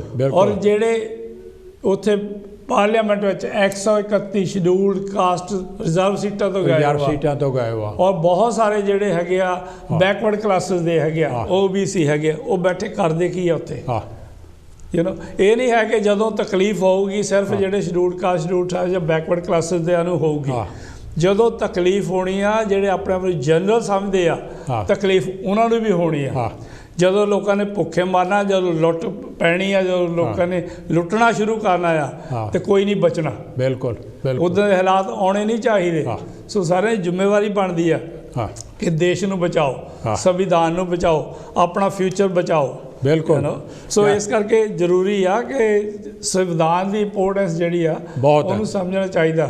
ਹਾਂ ਪਿਆਰੇ ਦਰਸ਼ਕੋ, ਇਹ ਬਹੁਤ ਵੱਡੀ ਗੱਲ ਹੈਗੀ ਆ, ਔਰ ਇੱਥੋਂ ਤੱਕ ਕਿ ਹਾਈ ਕੋਰਟ ਨਹੀਂ, ਸੁਪਰੀਮ ਕੋਰਟ ਦੇ ਜੱਜਾਂ ਨੇ ਵੀ ਇਸ ਗੱਲ ਦੇ ਉੱਤੇ ਜ਼ੋਰ ਦਿੱਤਾ ਕਿ ਸੰਵਿਧਾਨ ਖਤਰੇ ਵਿੱਚ ਹੈ।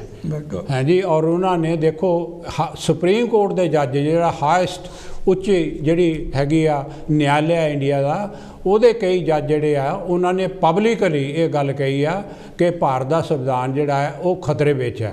ਦੇਖੋ, ਜੇ ਭਾਰਤ ਦਾ ਸੰਵਿਧਾਨ ਜਿਹੜਾ ਹੈਗਾ ਜਲਾਇਆ ਜਾਵੇ, ਕਈ ਦਫਾ ਇਹ ਹਾਦਸੇ ਹੋਏ ਜਿੱਥੇ ਪਾਰਲੀਮੈਂਟ ਹਾਊਸ ਦੇ ਲਾਗੇ ਹੋਇਆ, ਸੰਸਦ ਰੋਡ ਦੇ ਉੱਤੇ ਭਾਰਤ ਦਾ ਸੰਵਿਧਾਨ ਜਲਾਇਆ ਜਾਏ, ਔਰ ਭਾਰਤ ਦਾ ਸੰਵਿਧਾਨ ਬਣਾਉਣ ਵਾਲਾ ਉਹਦੇ ਉੱਤੇ ਮੰਨ ਲਓ ਤਰ੍ਹਾਂ ਦੀਆਂ ਤੁਹਮਤਾਂ ਲਾਈਆਂ ਜਾਣ, ਉਹਦੇ ਬੁੱਤ ਤੋੜੇ ਜਾਣ, ਉਹਦੇ 'ਤੇ ਰੰਗ ਸੁੱਟਿਆ ਜਾਵੇ, ਔਰ ਇਹੋ ਜਿਹੀਆਂ ਹਰਕਤਾਂ ਕੀਤੀਆਂ ਜਾਣ ਪਿਆਰੇ ਦਰਸ਼ਕੋ।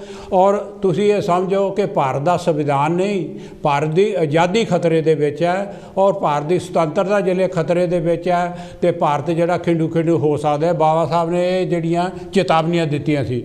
ਅੱਜ ਇਲੈਕਸ਼ਨ ਜਿਹੜੇ ਹੋ ਰਹੇ ਆ, ਤੀਜੇ ਕੋਈ ਦੂਏ ਹਰ ਸਾਲ ਹੀ ਹੁੰਦੇ ਆ, ਕੋਈ ਸੂਬੇ 'ਚ ਇੱਧਰ ਸ਼ੁਰੂ ਹੋ ਜਾਂਦੇ ਆ। ਜਿੱਥੇ ਪਿਆਰੇ ਦਰਸ਼ਕੋ ਰੋਟੀ, ਕੱਪੜਾ ਔਰ ਮਕਾਨ ਦੀ ਗੱਲ ਹੋਣੀ ਚਾਹੀਦੀ ਆ, ਉੱਥੇ ਇਕੱਲੇ ਰਾਮ ਦੀ ਗੱਲ ਹੁੰਦੀ ਆ। ਜਿਹੜਾ ਜੈ ਸ਼੍ਰੀ ਰਾਮ ਬੋਲੇਗਾ ਉਹ ਬਿਲਕੁਲ ਬਹੁਤ ਪਿਆਰਾ ਹੋਏਗਾ ਲੋਕਾਂ ਨੂੰ। ਉਹ ਜਿਹੜਾ ਨਾਅਰਾ ਜਿਹੜਾ ਹੈ ਨਾ, ਉਹ ਇਹ ਆ ਕਿ ਅੰਧ ਵਿਸ਼ਵਾਸ ਲੋਕਾਂ ਦੇ ਦਿਮਾਗ 'ਤੇ ਆਇਆ ਕਿ ਮੋਦੀ ਆ ਰਿਹਾ, ਉੱਥੇ ਜਾਂ ਤਾਂ ਪੈਸੇ ਦੇ ਕੇ 5-7 ਜਿਹੜੇ ਵਿੱਚ ਛੱਡੇ ਹੁੰਦੇ ਆ ਏਜੰਟ, ਕਿਉਂਕਿ ਪੈਸਾ ਵੀ ਇੰਡੀਆ ਦੇ ਵਿੱਚ ਇਹ ਚੱਲਦਾ ਕਿ ਜਿਹਦੇ ਕੋਲ ਪੈਸਾ ਹੈਗਾ ਉਹਦਾ ਇਲੈਕਸ਼ਨ ਹੈਗਾ, ਜਿਹਦੇ ਕੋਲ EVM ਹੈਗੀ ਆ ਉਹ ਪੈਸੇ ਦੇ ਨਾਲ ਸਾਰਾ ਕੁਝ EVM ਵੀ ਖਰੀਦ ਸਕਦਾ, ਸਾਰਾ ਕੁਝ ਖਰੀਦ ਸਕਦਾ। ਸੋ ਪੈਸੇ ਦੇ ਜ਼ੋਰ ਦੇ ਨਾਲ ਲੋਕਾਂ ਦਾ ਹਜੂਮ ਇਕੱਠਾ ਕਰ ਲੈਣਾ ਇਹ ਇੱਕ ਬਹੁਤ ਬੁਰੀ ਗੱਲ ਹੈਗੀ ਆ, ਬੜੀ ਖਤਰਨਾਕ ਗੱਲ ਹੈਗੀ ਹੈ ਭਾਰਤ ਦੇ ਆਜ਼ਾਦੀ ਲਈ, ਸੁਤੰਤਰਤਾ ਲਈ। ਇੱਕ ਗੱਲ ਮੈਂ ਅੱਜ ਜ਼ਰੂਰ ਕਹਿਣੀ ਚਾਹੁੰਦਾ ਦਵਿੰਦਰ ਜੀ ਕਿ ਅੱਜ ਮੈਂ ਟੈਲੀਵਿਜ਼ਨ 'ਤੇ ਪਿਆਰੇ ਦਰਸ਼ਕੋ ਸੁਣਦਾ ਸੀਗਾ ਕਿ ਨੋਇਡਾ ਦੇ ਵਿੱਚ ਇੱਕ ਹੋਰ ਨਵਾਂ ਹਵਾਈ ਅੱਡਾ ਬਣਾ ਰਿਹਾ, ਬਹੁਤ ਵੱਡਾ ਹਵਾਈ ਅੱਡਾ ਜੀ। ਔਰ ਬੜੀ ਸ਼ਰਮ ਦੀ ਗੱਲ ਹੈਗੀ ਆ, ਉਸ ਪ੍ਰਾਈਮ ਮਿਨਿਸਟਰ ਨੂੰ ਬੜੇ ਹੁੰਗਾਰੇ, ਛਾਤੀ 56 ਇੰਚ ਦੀ ਚੌੜੀ ਕਰਕੇ ਕਹਿੰਦਾ ਕਿ ਅਸੀਂ ਇੰਨੇ ਕਰੋੜ ਲਾ ਕੇ ਇੱਕ ਬਹੁਤ ਵੱਡਾ ਵਰਲਡ ਦਾ ਸਭ ਤੋਂ ਵੱਡਾ ਹਵਾਈ ਅੱਡਾ ਬਣਾ ਰਹੇ ਹਾਂ। ਕਾਹਦੇ ਲਈ ਬਣਾ ਰਹੇ ਸੋਚੋ ਨਾ, ਜਿਹੜੇ ਹਵਾਈ ਅੱਡੇ ਪਹਿਲੇ ਤਾਂ ਵੇਚ ਦਿੱਤੇ, ਇਹ ਲੋਕਾਂ ਲਈ ਨਹੀਂ, ਇਹ ਆਪਣੇ ਜਿਹੜੇ ਹੈਗੇ ਆ ਪਿੱਠੂ ਹੈਗੇ ਆ ਬਣਾ ਕੇ ਉਹਨਾਂ ਨੂੰ ਸੰਭਾਲਣ ਲਈ ਆ। ਇਹ ਇੱਕ ਸਿਆਸਤ ਆ, ਇਹਨੂੰ ਸਮਝਣ ਦੀ ਜ਼ਰੂਰਤ ਹੈਗੀ ਆ। ਅਗਲੇ ਹਵਾਈ ਅੱਡੇ ਵੇਚ ਦਿੱਤੇ ਤੇ ਹੁਣ ਦਿਆਂ ਦੀ ਕਿੱਥੇ ਜ਼ਰੂਰਤ ਹੈਗੀ ਆ। ਦਵਿੰਦਰ ਜੀ 15 ਸਕਿੰਟਾਂ 'ਚ ਕੁਛ ਕੀ ਕਹਿਣਾ ਤੁਹਾਨੂੰ? ਦੇਖੋ ਇਹੀ ਹੈ ਜੀ, ਇੱਕ ਵਾਰੀ ਫਿਰ ਸਾਹਿਬ ਨੂੰ ਵਧਾਈ ਦਿੰਦੇ ਆ ਤਾਂ ਇਹੀ ਰਿਕੁਐਸਟ ਕਰਦੇ ਆ ਕਿ ਸਾਰਿਆਂ ਨੂੰ ਸੰਵਿਧਾਨ ਦੀ ਰਾਖੀ ਕਰਨੀ ਚਾਹੀਦੀ, ਆਪਣੇ ਦੇਸ਼ ਦੀ ਰਾਖੀ ਕਰਨੀ ਚਾਹੀਦੀ ਆ। ਕਿ ਬਾਹਲੇ ਬੰਦੇ ਕਈ ਵਾਰੀ ਪਾਵਰ ਉਹਨਾਂ ਹੱਥ ਲੋਕਾਂ ਕੋਲ ਚਲ ਜਾਂਦੀ, ਉਹ ਦਿਖਾਵਾ ਤਾਂ ਕਰਦੇ ਕਿ ਅਸੀਂ ਦੇਸ਼ ਭਗਤ ਹੈਗੇ ਆ, ਪਰ ਐਕਚੁਅਲੀ ਹੁੰਦੇ ਨਹੀਂ ਹੈ। ਬਿਲਕੁਲ ਬਿਲਕੁਲ। ਸੋ ਉਹਨਾਂ ਤੋਂ ਸੁਚੇਤ ਹੋਣ ਦੀ ਲੋੜ ਆ ਔਰ ਸਾਰਿਆਂ ਨੂੰ ਇਕੱਠੇ ਹੋ ਕੇ ਆਪਣੀਆਂ ਜਿਹੜੀਆਂ ਇਲੈਕਸ਼ਨ ਹੈਗੇ ਆ, ਵੋਟਾਂ ਹੈਗੀਆਂ, EVM ਦਾ ਵਿਰੋਧ ਕਰੋ ਔਰ ਜਿਹੜੇ ਆਪਣੇ ਜਿਹੜੇ ਗਾਹਾਂ MP MLA ਜਿਹੜੇ ਹੈਗੇ ਆ ਸਰਕਾਰ ਦੇ ਵਿੱਚ ਸਹੀ ਬੰਦਿਆਂ ਨੂੰ ਲਿਆਂਦਾ ਜਾਵੇ। ਬਿਲਕੁਲ ਪਿਆਰੇ ਦਰਸ਼ਕੋ, ਹੁਣ ਟਾਈਮ ਖਤਮ ਹੋ ਰਿਹਾ ਔਰ ਜਿਨ੍ਹਾਂ ਵੀ ਸਾਥੀਆਂ ਨੇ ਟੈਲੀਫੋਨ ਕਰਕੇ ਹਿੱਸਾ ਲਿਆ ਹੈਗਾ, ਵੈਰੀ ਨਾਈਸ ਪੋਜ਼ੀਟਿਵ ਕੰਟਰੀਬਿਊਸ਼ਨ ਸਾਰਿਆਂ ਨੇ ਕੀਤੀ ਹੈਗੀ ਆ, ਬਹੁਤ ਹੀ ਉਹਨਾਂ ਦੇ ਧੰਨਵਾਦੀ ਹਾਂ। ਹੁਣ ਸਾਡੇ ਦੋਹਾਂ ਵੱਲੋਂ ਜੈ ਗੁਰਦੇਵ, ਜੈ ਭੀਮ, ਜੈ ਸੰਵਿਧਾਨ।